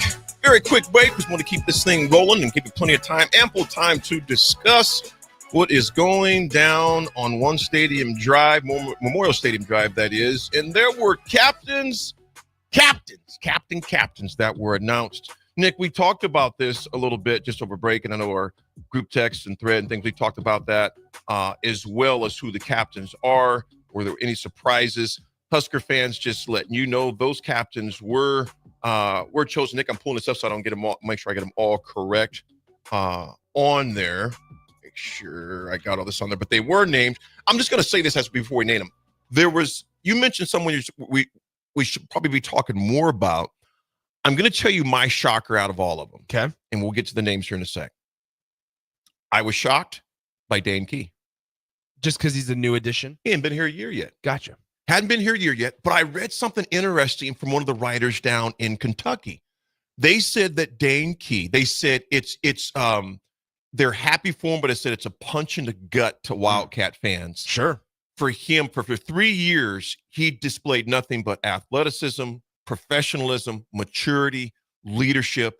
But they said he always had a broken system he was trying to play under. In spite of the broken system, he still thrived. And it said it sucks for them to see him come up here and right away in less than a year become a team captain. Nick, does that say a lot about him as a player, or does it say the thirst for true leadership that Nebraska was trying to find? I think it's more about Dane Key. I think that there's this wide receiver room, I think, is going to be pretty good for Nebraska this year. Yes. Now a lot of it is contingent on Dylan Raiola's ability to deliver the mail, right? Mm-hmm. Like there's that part of it. Mm-hmm. But last year Nebraska they had this idea that, okay, let's bring in Jamal. It was Jamal Banks, Isaiah Nair, and then obviously you had Ja'Cory Barney in there. Mm-hmm. Well, Jamal Banks struggled. I think there was times where he was banged up, right? And for what Nebraska's system wanted, there was an avenue for Jamal Banks to be effective, and he was effective to an extent, but not to the level I think is what we're going to see Dane Key this year. Isaiah Nair struggled with holding on to the football at times, dropped passes, especially in that Iowa game. There were multiple areas and instances where Nair dropped some catchable footballs from Dylan Raiola. Ja'Cory Barney was obviously a bright spot. Well, I think that this year you have a lot of guys. Depth is the name of the game. We've talked about it in the offensive line room. I think at the wide receiver room, though, there's depth is the name of the game. The three guys, obviously, Isaiah Hunter, Dane Key, and Ja'Cory. But then behind it, I think we're going to see a healthy dose of Cortez Mills. I think we're going to see a healthy dose of guys like Quinn Clark as well. There are multiple bodies that if one guy isn't doing their job, whether they're getting paid or whether they're not getting paid a lot of money, like there's guys to step up and fill roles. Nick, two things. First of all, you mentioned that Iowa game. Literally last night, I was just watching replays of that. Well, I don't know, but I was just ready to go to bed. Yeah. And that run by Johnson, that last run that he had, that screen out, the number of missed tackles was, I turned it off and I went to bed like, that could never happen again. And that's never where, happen again. where we had the conversation Friday about secondary and defensive secondary and whether or not we have confidence in the secondary or more in the front seven. I would expect that with another year of experience, I would expect and I guess hope that Nebraska's tackling isn't an issue this year, especially from the secondary. Like last ditch effort tackling, like like the runs against Caleb Johnson, like those can't happen. Those can't be Nick, allowed. have you seen that run lately? Not lately. I don't really want to. Nick, I wouldn't advise it. It is Yeah. literally sickening because once he scored, there was only 40 seconds left. I mean, you keep a guy contained all game and allow that to happen. That's done. Nick Vuko, my man, Nick Vuko just texted my neighbor. Nick, you were spot on with this. Nick, check this out. He goes, it's almost like Wan'Dale Robinson on the flip side talking about Dane Key transfer.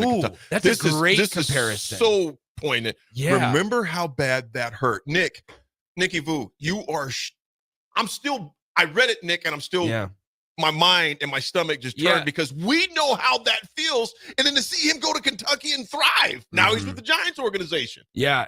So the six captains for Nebraska football, in no particular order, just numerically: Sierra Wright, Marquise Buford, Dane Key, Deshaun Singleton, Dylan Raiola, and Henry Lutovsky. 3 offensive, 3 defensive captains there. The one that I think that AD, honestly, and maybe part of it's my fault, we're so infatuated and caught up in what's going to happen at the left tackle position. We haven't talked about 2 offensive linemen enough, I think, this year. One of them is Henry Lutovsky. The other is Justin Evans. There's been no conversation all offseason about who's going to be filling in Ben Scott's role at the center position. We know it's just we've just penciled in Justin Evans. Justin Evans at center. We know Henry Lutovsky is now at left guard. We know Rocco Spindler's at right guard. Sure, the 2 tackle positions are of curiosity and concern, I suppose, of just we want it to get sorted out. But you think about this offseason for Henry Lutovsky. He's switched positions because he was at the other guard for every now and then. And he seems like he's got some he's solidified what side of the line he's going to play at left side. That part. He was a representative for Husker football at Big Ten Media Days. Now he's a captain.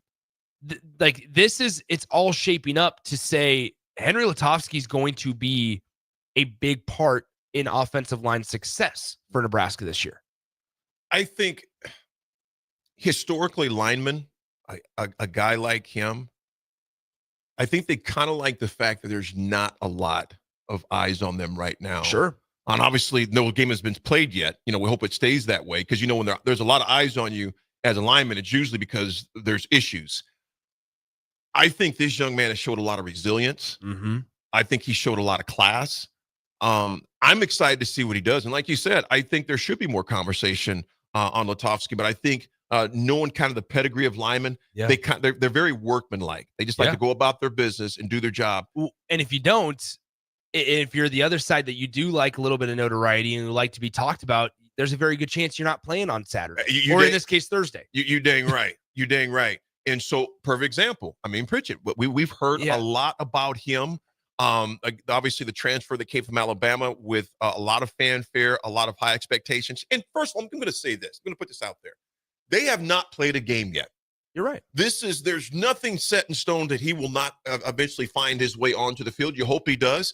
But at the same time, I look at it like this. If someone with all those credentials does not come in right away and play right away, and number one, from what we've heard from Rule himself, this is not us just speculating or reading, talking. No, he said to himself, too many mental errors. We cannot have that, Nick. As me and you both know, that has been the Achilles heel for Nebraska football the past dozen or more years of just offsetting penalties. I mean, Sip and those guys talked about this morning, the game in Oklahoma. Nick, you were at that game. How many offside penalties do we have in that one drive alone? Well, it was the first drive of the game before. So Nebraska got the football, and Oklahoma went down and scored a touchdown on their first drive, missed an offensive pass interference on Drake Stoops. I stand by that till the day I die. missed an offensive pass interference on Drake Stoops that was not called. But then Nebraska gets the ball in the first play from scrimmage before they even snap the ball, false start. And then they got one play through, and then on third down, on third down, it was a holding penalty that moved it back another 10 yards. And so there you're looking at 3rd and 22 or whatever it was, and you don't even have a chance. Like there's nothing in the playbook that's like, all right, what's our 25-yard play? Right. Like, nah, you got to. That's where it's so important for a team like Nebraska, where the margin for error is so slim. They have to figure out a way to either stay on schedule or get ahead of schedule. When you get behind the chains dramatically like Nebraska has in the past, you're not only setting yourself up for failure, but you're hurting your defense because you're going to have to punt it away, get the defense back out on the field. Like there's other things like that it's just a trickle down effect where it does not bode well normally for that program. That domino effect that you spoke about is huge, and I truly agree with that, because that impacts everything from field position to defense, put them in horrible situations. Those are the things we cannot see this year. What about Marquise Buford Jr.? Was that a surprise to you at all? Not at all. Not at all. That's a guy. I mean, I talked to him at Big Ten Media Days, Marquise, and he's the guy that, I mean, he's been through injuries and he had to sit out 2 years ago, got back last year. There was more competition in the room against him, right? And he's made the transition. At one point, he used to be a cornerback. Now he's kind of moved to that safety role for Nebraska. But now, I mean, that's where you look at the secondary as a whole, AD, and you go, okay, you have quite a bit of experience in Marquise, in Deshaun, who was and then there's a chance that he decides to go NFL after last season. Deshaun Singleton elected to come back for another year. On one side, you have Malcolm Hartzog, which maybe in the way that John Butler and Addison Williams and Phil Snow, who's the associate head coach, depending on personnel, there's an avenue here to where Malcolm Hartzog isn't quite as undersized as we're so accustomed to seeing him. Right. Maybe not. Maybe they can figure out ways to not force Malcolm Hartzog to defend on an island by himself, right? Like there's avenues here to maybe put Malcolm in some better positions and more likely to be successful there. So we'll see there with Malcolm, but it's a lot of experience throughout that secondary. Sierra Wright played a lot of meaningful games last year for the Huskers. Marquise Buford, Malcolm Hartzog, Deshaun Singleton. These are all guys that have been in that room for a year or more. And then you throw in an experienced guy from the FCS ranks in Andrew Marshall. The one thing I'm most excited to hear about, and this is something that they talked about at Big Ten Media Days, is the lack of lapses in communication. Yes. That their communication in the secondary, defensive secondary, is as good as it's been the last few years. And so because of that, you hope that those mental mistakes or those big plays allowed, those start to shrink, and there's fewer and fewer of those going into 2025. So, you mentioned the secondary. I think me and you had this conversation about 2 weeks ago, which one am I more confident as far as that the D-line, which is very young, or that secondary. To me, it's definitely the secondary, just for the fact of the seniority and the amount of reps and snaps those guys have been in. I'm going to go next to, were you surprised? You mentioned Sierra Wright. Were you surprised that Sierra Wright was named one of those captains? No, because it's also the same exact kind of mentality where Sierra's a single digit. Obvious, like he's kind of forced his way into it, and Sierra's kind of burst onto the scene ever since he got here. He was a late addition in 2024 for Nebraska, late addition, and everybody was like, okay, well, it's this guy from USC. Do we get caught up in the name? You got to be careful not to get caught up in the name. The fact that he played and suited up for USC, and it's like, okay, what's the authentic and true expectation? What's a realistic expectation for a guy like Sierra Wright? And now here in 2025, it's not only a single digit, but it's also, being a captain. I think it's not as much as I'm surprised about anybody being or not being a captain. What I would say is that there's not one guy from the defensive line and there's not one guy from the linebacker room. That is more telling about where it feels like they are set going forward. I think that there's a lot of fluidity in that linebacker room and defensive line room. D-line as well. I think that there's a lot of combinations of different guys that they can put together on the field at the same time. I think that there's a lot of options, right? Where similar to the wide receiver room, all right, guess what? If Marquise Trent Watson's not doing his job, then Willis McGahee's ready to step in. Or if an experienced guy like Javen Wright has a mental lapse, 7 years, right? Vincent Shavers is right there to fill in. Like there's avenues and there's many options for this defensive staff. And that's why I said it on Friday and I'll say it again. the thing I'm most interested in just learning about Nebraska football this year is the personnel decisions. When do they bring guys in, certain packages, certain down and distances, especially on the defensive side? Nick, on that defensive line, there is one senior. That's it. You're right. And that's Judy. Most of those guys are sophomores and juniors, but there is one, and it seems like, Cam's a junior, but it seemed like he's played since his freshman year, coming out of the academy down in Florida. So the dude that's it. He's that lone senior. So I was somewhat surprised not to see maybe Elijah on there. I didn't necessarily think I'd see anybody other than him representing the D line just for the sake of the seniority that he has there. I don't know. Then it's like the conversation that I always not struggle with, but I have is like, okay, what's the difference and how much difference is there between captains and single digit numbers, right? Like what's the difference, right? And then I think that the single digits, I mean, I know this, I guess the single digits represent guys that embody the way that they want to run their program from a through and through type of mentality where it's, hey, like how you treat your body, how you take care of your body, how you recover, how you prepare, all of that, I think is the matter of the single digit numbers. The captains are more, I think, when you're on the field in the matter of a game, like this is who you turn to. Mm-hmm. And that's where I think it's really interesting about the secondary because there's 3 guys from that secondary there and none from the front 7. Mm-hmm. Nebraska, like one of the concerns I have is their ability to stop the run this year. It is. I mean, that's where I'm at. I would imagine if I had to lean one way or the other, I'm going to be pleasantly surprised this year. But also that's me trying to temper the Kool-Aid of, drinking the Kool-Aid that I could. Speaking of Kool-Aid, this is sidebar before we jump to the next one. Have you listened to House Rules, the podcast, Coach Rules podcast? No. Have you listened to it? I have not. It's actually pretty good, man. I listened to it. Yeah, it's really good. I've been listening to him on walks. And shout out to our guy, Rafi, who'll be back with us here in a few days, maybe as well at the 10 o'clock hour. He peeped me out to it. So I was checking out House Rules. Some good things on there. It's funny, insightful. So if you get a chance, listen to it's called House Rules. It's the podcast, Matt Rule's podcast. This is a very long answer from Matt Rule on the secondary, and so I'm going to stop it as we go. We only have a couple of minutes before we get to break here. We'll get into it more in the next segment too. But we have Connor Onion coming up in the next segment. 30. Well, here's Matt Rule coming up on the secondary. I'm going to keep it very real. Rex Guthrie is a Big Ten starter at safety, and as soon as he decides he believes that, he's going to be excellent. It just has to play. And when he starts playing, he's a 4.4, 4.5 kid.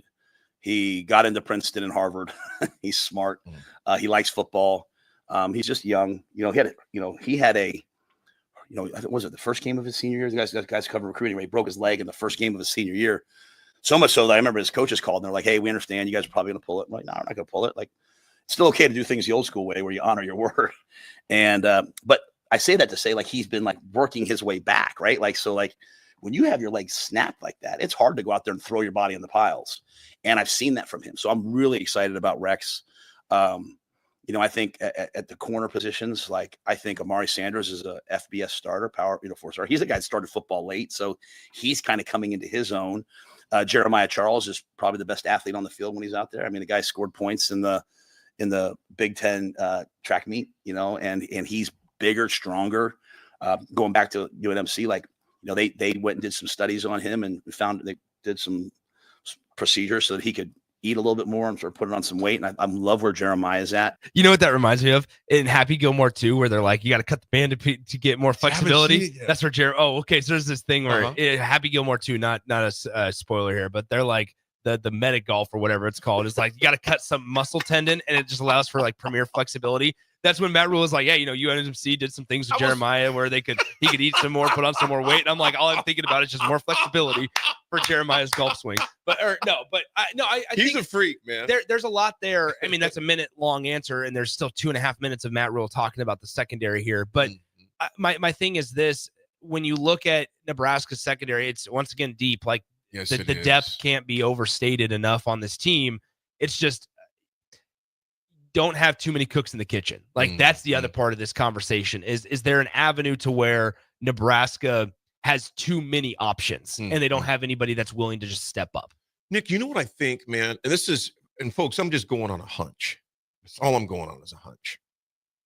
I think Sierra Wright is set up to have a big year, man. I really do. Whether that happens or not, but I think, number one, he's 22 years old. Yeah. Lived in Hollywood, has done some acting. What I'm simply saying is that I don't think the lights will be too bright for him because, he's been in acting. He's, done that part of it, played at USC, obviously, and went back to USC when we were there, had a heck of a game filling in, spelling Tommy Hill. And he just seems like that wily old pesky veteran that's just going to be there to get it done. I think he brings his lunch and his hard hat to work every day. I think if he plays within his ability, I think he could really have a great year this year. Yeah. We'll see, though. Yeah. But I really think out of all the defensive backs, Nick, I'm going to say, I just think Sierra has that. He's kind of that it factor. We'll see, though. We'll see. Well, if I think you're right. I think there's options and opportunities for a lot of these guys to have some big years, and for some to make a name for themselves this year as well. Here's another thing that's going to have a big year: Husker volleyball. Oh, goodness. AD dominant over the weekend. We were going to have, so Connor was going to join us in studio on Friday, but TV stuff happened. If you watched Nebraska versus Pitt on Friday, you heard Connor Onion's voice. He was the play-by-play broadcaster for Fox Sports, does some Major League Baseball stuff, other things like that. On the side for Fox Sports and the Big Ten Network. He's going to be a familiar voice on the volleyball screens this year on the Big Ten Network and stuff. And so we will be joined over the video stream. Get to the video stream, Facebook, YouTube, Twitter, Allo Cable Channel 961. Get to the video stream and let's have a good conversation about Husker volleyball and the grand scheme of it all, because it was dominant over the weekend. That reminded me of the 90s Husker football teams, where they beat them teams now. Connor Onion's going to tell us more about it. Stick with us. We'll be back. An overdose can happen in front of you and you might not realize it. Blue lips, slowed breathing, pinpoint pupils, choking sounds, unresponsive to touch or sounds. These signs aren't always obvious, but they can be deadly. Knowing what to do could save your friend, your neighbor, your child. Learn more by visiting myhealthymind.crediblemmind.com so you can be ready before it happens. This message is funded in part by the CDC OD2A grant. Looking for a financial partner that truly makes a difference? Modern Woodman is a member-owned fraternal financial services organization. We can help you plan for all stages of life, from protection to saving to retirement. We also offer member benefits, social activities, and volunteer opportunities to help your family and community. I'm Sean Erickson, your Modern Woodman representative in Lincoln. Call me at 402-483-6515 to start the conversation. Modern Woodman of America, touching lives, securing futures. An hour ago, you didn't need a plumber. Now you're in a panic. When life throws you a surprise with a clogged drain, plugged or leaky toilet, broken pipe, leaky faucet or water heater, or a bathroom or kitchen plumbing upgrade, whatever. Just call Bryant Air Conditioning, Heating, Electrical, and Plumbing. 467-1111. Keep that number handy, 467-1111. Or go to BryantLincoln.com. Bryant Air Conditioning, Heating, Electrical, and Plumbing. We do whatever it takes. No cravings, no hunger pains, no struggle. Thanks to GLP-1s from Limitless Mail, weight loss is possible. Picture this. Your clothes fit better, your energy's up, your doctor's impressed, and your friends start noticing. Limitless Mail's GLP-1 program is medically monitored and changing men's lives. There's no better time than now to get on board. Lose the weight, better your health, gain your confidence without being hungry. Free consult at limitlessmail.com. Are you looking to upgrade or improve the garage door on your home? This is Cameron Hall of Doors Plus. At Doors Plus, we guarantee to offer a wide selection of options from 5 leading garage door manufacturers as we deliver a free estimate, exact measurements, and rapid installation with a 3 to 5 week time frame. When you choose Doors Plus for your residential garage door needs, you'll work with our experienced technicians and be ensured that your new door seamlessly complements your home.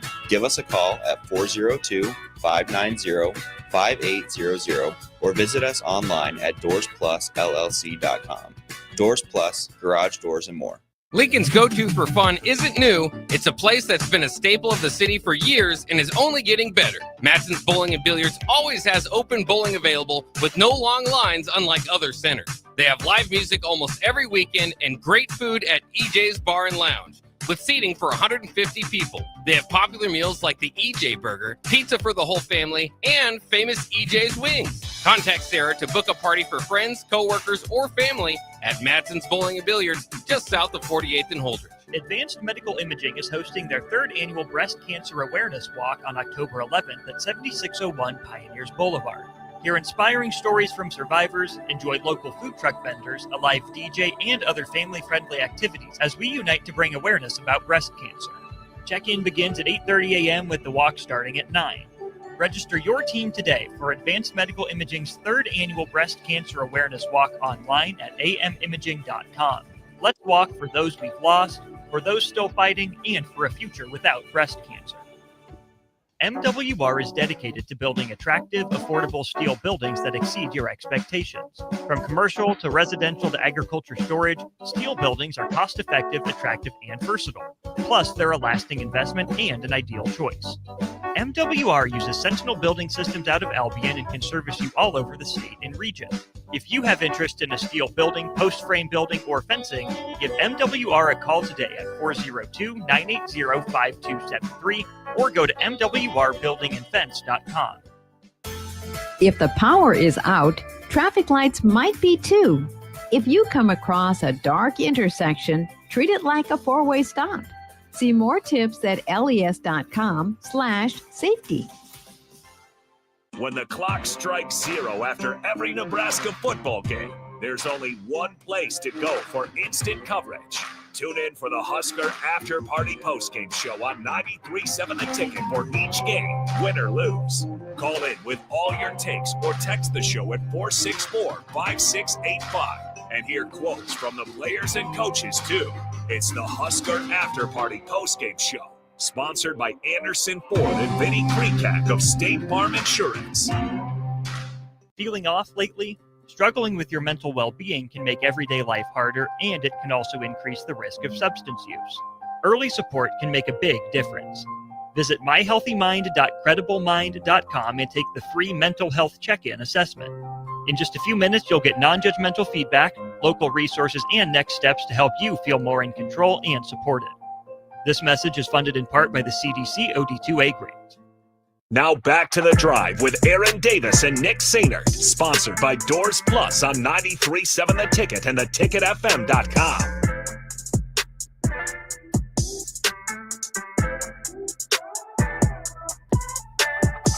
Folks, we are back. It is just, thank God it's Monday. We're going to hop right into, we have Connor Onion on the line. Connor, good morning to you, kind sir. Hey, D, Nick, what's going on? Good to see you guys. Hey, man, it's good to talk to you. Glad you got back to Chicago. Connor, let's dive in. First off, Connor Onion of Fox Sports. Big Ten Network still part of it, I would assume. You got done with Husker volleyball, the AVCA first serve, everything that happened over the weekend here. I mean, just break it down from your point of view. You were obviously courtside calling the game for Fox. Walk us through, from your point of view, on the sideline, just the dominance of Nebraska volleyball over the weekend. Yeah, it's really impressive. I'd say it's about what we expected, but I think it surpassed the expectation of what I expected heading into the weekend. You know, this time of year, a lot of times there is a little bit of sloppiness, especially considering this is a week before we typically start the season. But this felt like a December Nebraska team, which is scary, with still a week to go in August, that they looked like a well-oiled machine against the number 3 and number 6 team in the country, with a new coach, with some new players. Merritt Beeson gone, Lexi Rodriguez gone, so a couple All-Americans that they're replacing. But the only team in the country that brings back 4 All-Americans, so they're still fully loaded. And then we saw it yesterday. The first match on the right side pin, it was Virginia Adriano, and then Ali Czech comes in and has a great match yesterday at that same spot. So they go 2 deep at least at every position, and already look like a team that I think you could throw into Big Ten play today and look like they would in November or December. That's what I wanted to kind of first ask, Connor. Can you think off the top of your head of another team in the entire country that has the ability to be so interchangeable but still yet so dynamic? I mean, the type of depth that Nebraska has and showcased just in the first 2 matches is something that I can't think about, or I can't think of any other team in the country that has something close to that. Nebraska fans may not love this answer, but maybe Penn State. Yeah. I mean, we saw Kennedy Martin, who transferred from Florida against Creighton the other night, step in and look like she had been there her whole career. So can't wait for early October when those two teams play. Couldn't have been more impressed with the two Big Ten teams that we saw this weekend. And I know we were having fun with it on the broadcast on Saturday when it was Creighton Penn State. Who are the Nebraska fans cheering for? Are they cheering for their in-state rival or their Big Ten rival? So we asked that same question because how bizarre would it also have been? I mean, and you were there. How bizarre would it have been for either one of those sides, where obviously it was a little more probably of a pro Creighton crowd because people could travel to Lincoln, right, easier than from Happy Valley. But we asked that same question on Saturday morning of like, who's Husker fans going to cheer for? Because they still showed up just for the elite volleyball that was being played. But it's got to be weird for like those two teams because, neither side is really the favorite in the crowd's mind. Right. Well, that was fun. The first match on Saturday, it was Kansas and Vanderbilt, which, no real close ties for Nebraska fans to be there. But we're doing our open down on the floor before that first broadcast, and all of the courtside seats are filled by Husker fans who, a lot of them are saying, "Oh, this is so cool! Like we have a front row seat to what you guys do on TV. This is so different compared to what we do when we watch at home." But there was so much red in there for that first match, which didn't involve their team. It was just another reinforcement of how much Nebraska fans care about volleyball. But I will say that second match Saturday, when it was Creighton and Penn State, we did have a shot of a fan in a Nebraska hat high-fiving a fan in a Creighton hat. So it did get our minds wandering a little bit. And then I think it did start a Twitter fight because me and Emily Eamon, who I called the matches with, were like tagged in a couple of tweets that were like, "No, we're not cheering for Penn State." Then it was another Nebraska fan saying, "No, we're not cheering for Creighton." So it was pretty entertaining, both in the arena and then online with how Nebraska fans were feeling about who do we cheer for in that second one. Folks, again, we are joined by Connor Onion, Fox Sports Big Ten Network play-by-play. Connor, I've been watching Nebraska volleyball and a lot more astutely the past 3 years, obviously being with the station 937 Ticket. But this team is one of the most dominant I have ever seen at Nebraska. You look at Allie Check's breakout, dropped 12 kills, 400 hitting. You look at she didn't make her case for a permanent lineup. She put a staple in it, but yet again, we're so deep. Rebecca Alec, of course, Connor, 11 kills, 5 blocks, 600 hitting percentage, which is .60, which was ridiculous. In the team stats, .385 to .094 as far as out hitting Stanford. Connor, this was a bludgeoning all weekend. My biggest fear, Connor, now this may sound crazy, we don't want an SMU night because they've dominated these top 5 teams so badly. Does this team go to sleep? Do you see this team sleeping at all, Connor? I really don't, because kind of what you guys mentioned in the beginning, how they're deep at every position. Taylor Landfair had an excellent start to that match on Friday night, and then was a big part of the block. The night that Nebraska had blocking on Friday night was ridiculous and in the best way possible. And I had a feeling that it would be. You combine Danny Busboom Kelly, who had the #1 block team in the country at Louisville, with Nebraska, who obviously brings a lot back, top 10 in the country in blocking.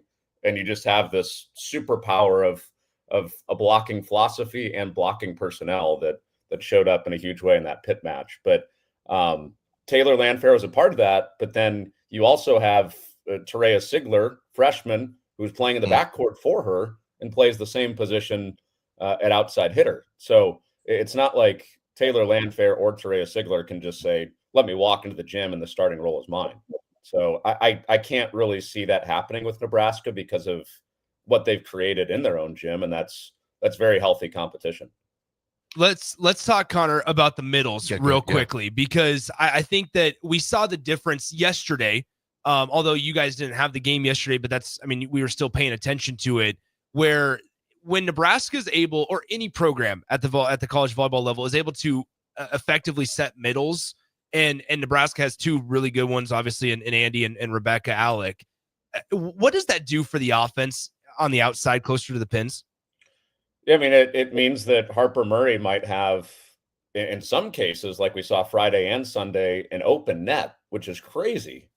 She's a caliber of player that should have a double or a triple block. And if she were playing for a lot of teams throughout the country, she would. But if you've got the middles involved, that means your passing's good.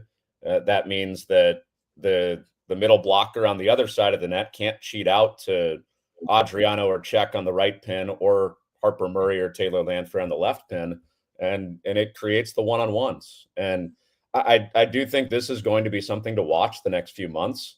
It's very rare to see a middle blocker be a National Player of the Year candidate. Usually it's an outside hitter, because the best outside hitters are playing 6 rotations, so they're putting up kill numbers, they're getting their block numbers, they're getting their dig numbers, and they're involved in passing. But the two middles with Alec and Jackson that Nebraska have, I think we will be talking about them as possible Big Ten Player of the Year and possible National Player of the Year, which hasn't happened since Dana Retke at Wisconsin in 2021.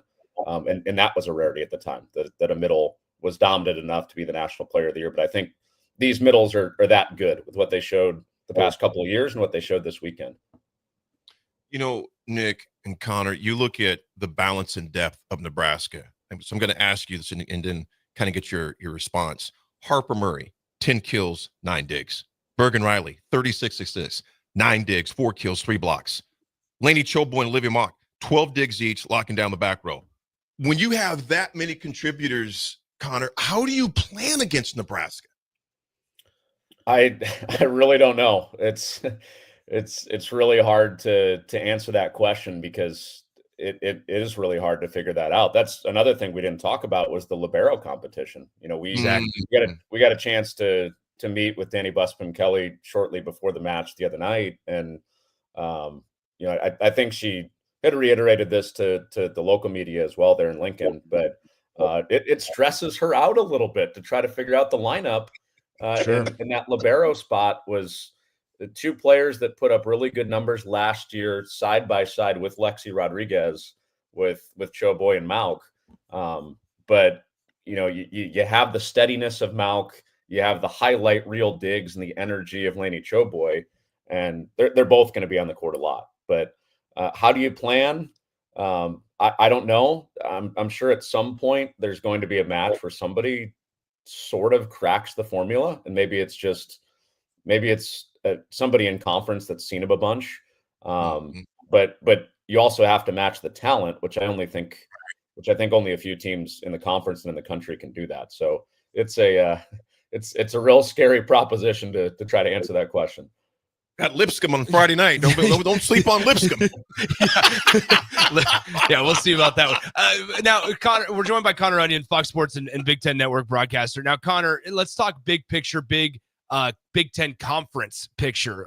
Tell us about some of the other teams that Husker fans should be aware of. What do we need to know about some other teams that are across the conference and not named Nebraska or Penn State? Wisconsin's obviously still normal Wisconsin. We haven't talked about them at all. But what are some just news and storylines? You were at media days as well as I was. Like, what are some things that kind of stood out to you ahead of this year for Big Ten volleyball? Yeah, I think we're kind of used to that 3-team race, at least the past couple of years, right? With Penn State, Wisconsin, Nebraska. But UCLA and USC have teams and recruiting classes / transfer classes that they brought in that I think can be in the mix. I do think Nebraska and Penn State are the two most talented teams. Wisconsin, without question, bringing in Mimi Collier, an All-American on the outside from Oregon. Curious to see how they look, because they did lose Sarah Franklin at Wisconsin, who was the Player of the Year nationally 2 years ago. But I think Purdue could make a push to be in that top 5, top 6, and so could Minnesota. Kind of that fringe of the top 5, 6, 7 teams there.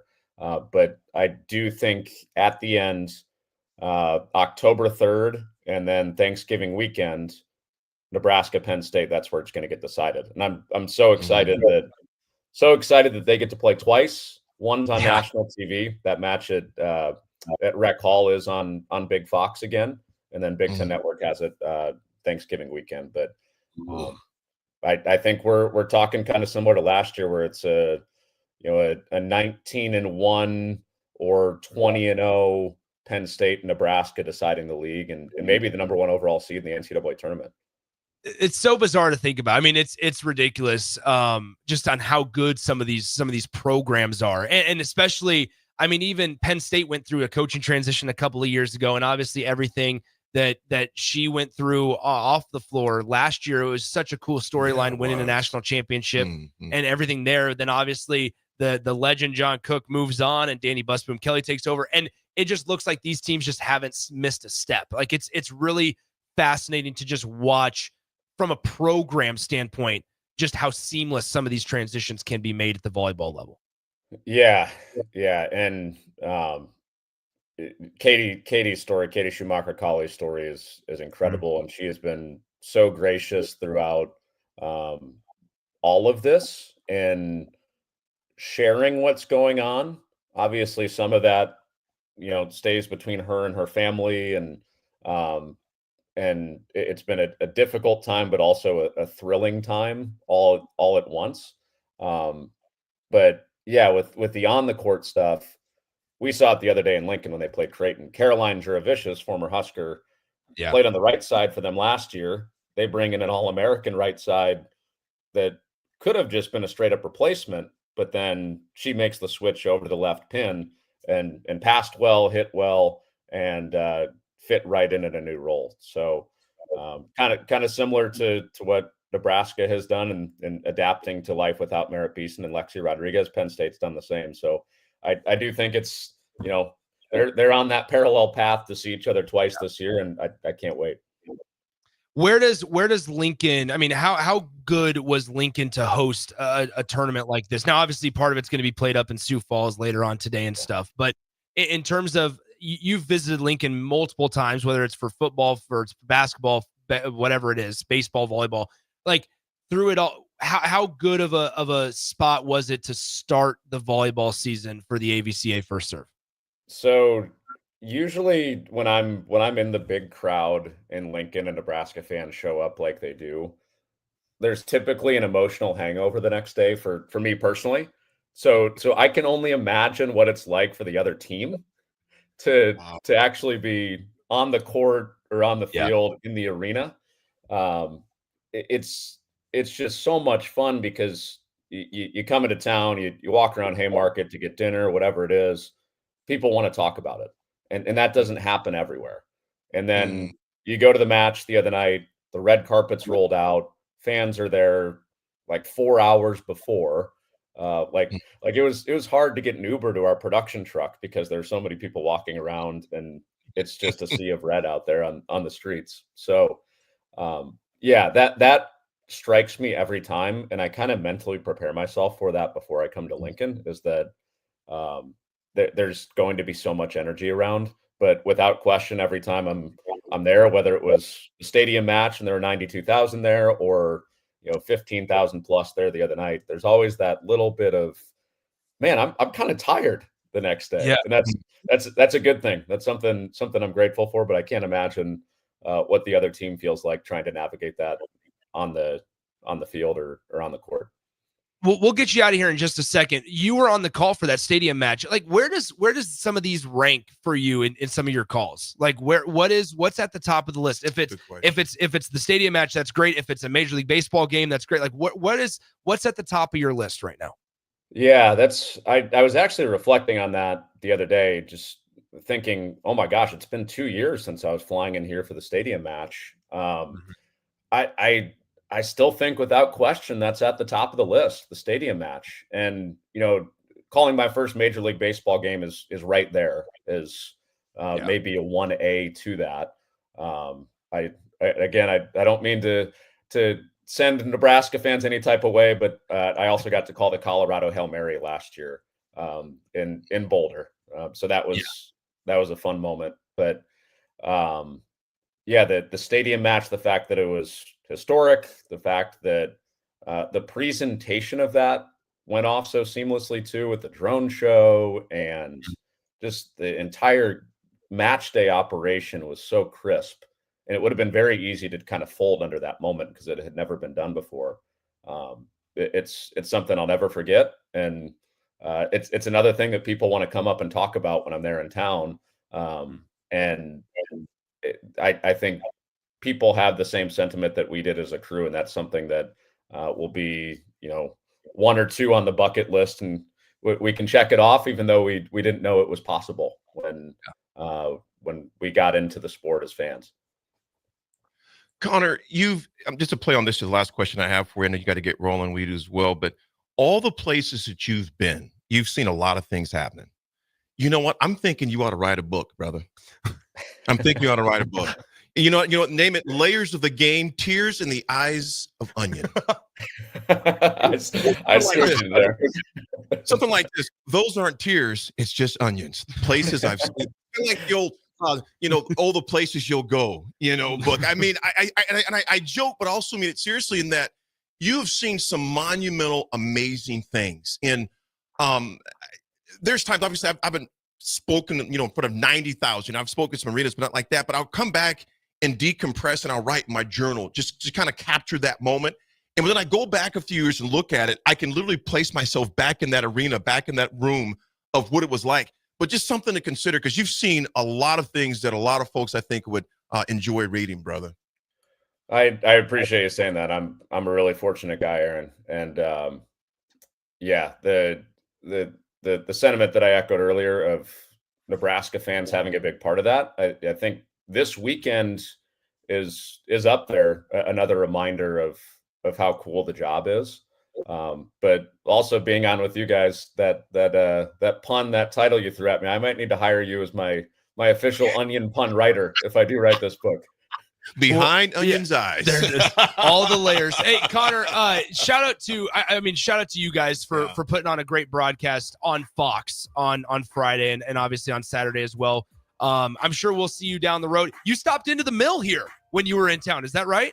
I did. Yeah. I'm sorry I missed you guys on your show on I believe it was Friday morning, but yeah, we were staying at the embassy, so we were right down the street, and I popped by the mill, and it was one of the best scones I've had. Got my chai latte on to get my day going. So people at the mill treated me great. It was the perfect way to pregame for AVCA First Serve. There it is. That's Connor Onion, Fox Sports Big Ten play-by-play broadcaster. Connor, appreciate the time as always, my friend. Hey, thanks, guys. See you soon. Folks, we'll be back with our last segment, the 80 Attitude Adjustment on this. Thank God it's Monday. We'll be right back. Saturday. Eagle Raceway is open for a full season of dirt track racing action every Saturday night. Don't miss the epic battles on the high banks of Eagle Raceway each Saturday between the Nebraska Septic Sprint Cars, Nebraska Lottery Modifieds, Avid Realty Sport Mods, Valentino's Hobby Stocks, and A1 Iron Stock Cars. Let's go racing. Eagle Raceway, just 10 miles east of Lincoln on O Street. Check out the full schedule at eagleraceway.com. No cravings, no hunger pains, no struggle. Thanks to GLP-1s from Limitless Mail, weight loss is possible. Picture this. Your clothes fit better, your energy's up, your doctor's impressed, and your friends start noticing. Limitless Mail's GLP-1 program is medically monitored and changing men's lives. There's no better time than now to get on board. Lose the weight, better your health, gain your confidence without being hungry. Free consult at limitlessmail.com.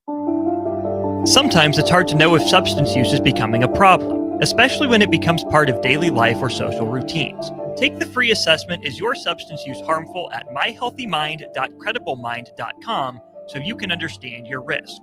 You can take the assessment anonymously. In just minutes, you'll get practical, non-judgmental guidance and resources to support your health and well-being. This message is funded in part by the CDC OD2A grant. Schweizo Construction is now hiring for skilled craftsmen, steel erectors, concrete workers, and general laborers. Schweizo Construction offers great benefits like premium wages, health and dental insurance, paid holidays and vacation, 401k with company match, life insurance, and disability insurance. They pride themselves on a legacy of 40 years built on integrity and trust. Joining their team means becoming part of a family that values hard work, dedication, and mutual respect. Apply today at Schwizo.com. That's SCHWISOW.com. Now back to The Drive with Aaron Davis and Nick Sainer. Sponsored by Doors Plus on 93.7 The Ticket and theticketfm.com.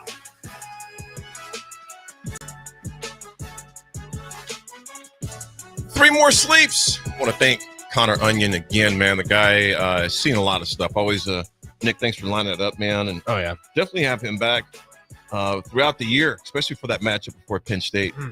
Nebraska takes on Lipscomb. I mean, I say this every year. I've said this the last couple months. We've talked about it in depth. Just this like foregone expectation. Just this. Yeah, Nebraska's just going to cruise on like through the Final Four, and they're going to be, they're going to be a top 8 seed nationally, or nationally once the seedings come out, and they're going to be able to host the first 2 rounds of the NCAA tournament for volleyball, and just like this, just nonchalant from fans of just like, yeah, this is what we're used to.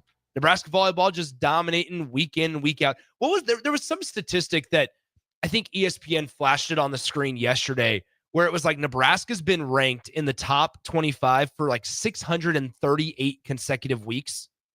I mean, which is the longest streak. Like Tiger Woods numbers. I mean, think about that.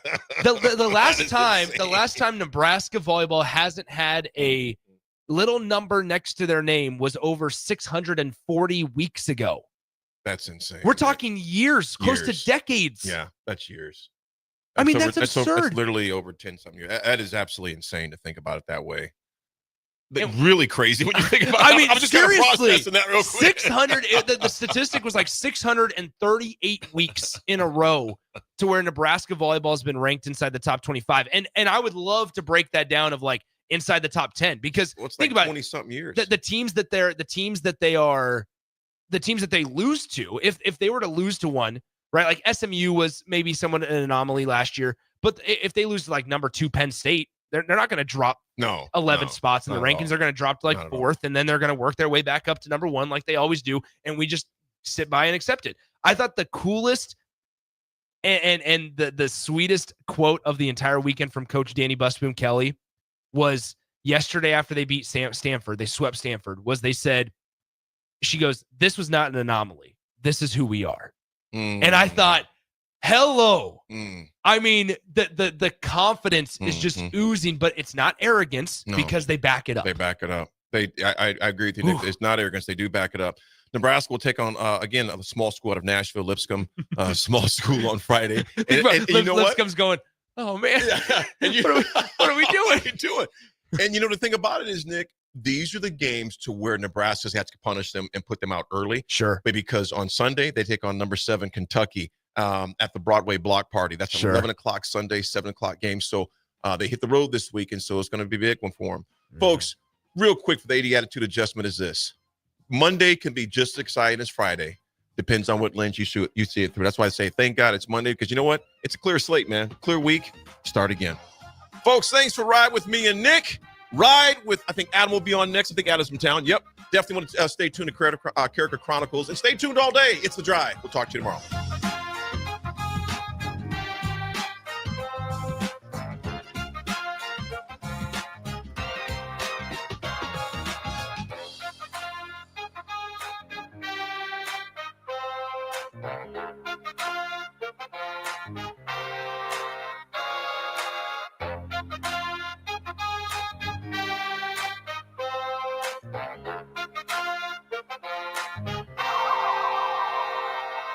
Hi, it's Charlie Stone and Andy Goodyear of Honda of Lincoln with more exciting news for area car buyers. Charlie, it's just announced that Honda of Lincoln has won 3 of the Lincoln Journal-Star's Lincoln Choice Awards: Best New Car Dealer, Best Auto Repair, and Best Place to Get Your Oil Changed. Wow, that's great, Andy. Anything else? Yes, we were runner-up for Best Pre-Owned Dealer and Best Tire Dealer. A lot of people don't understand that we do sell tires here.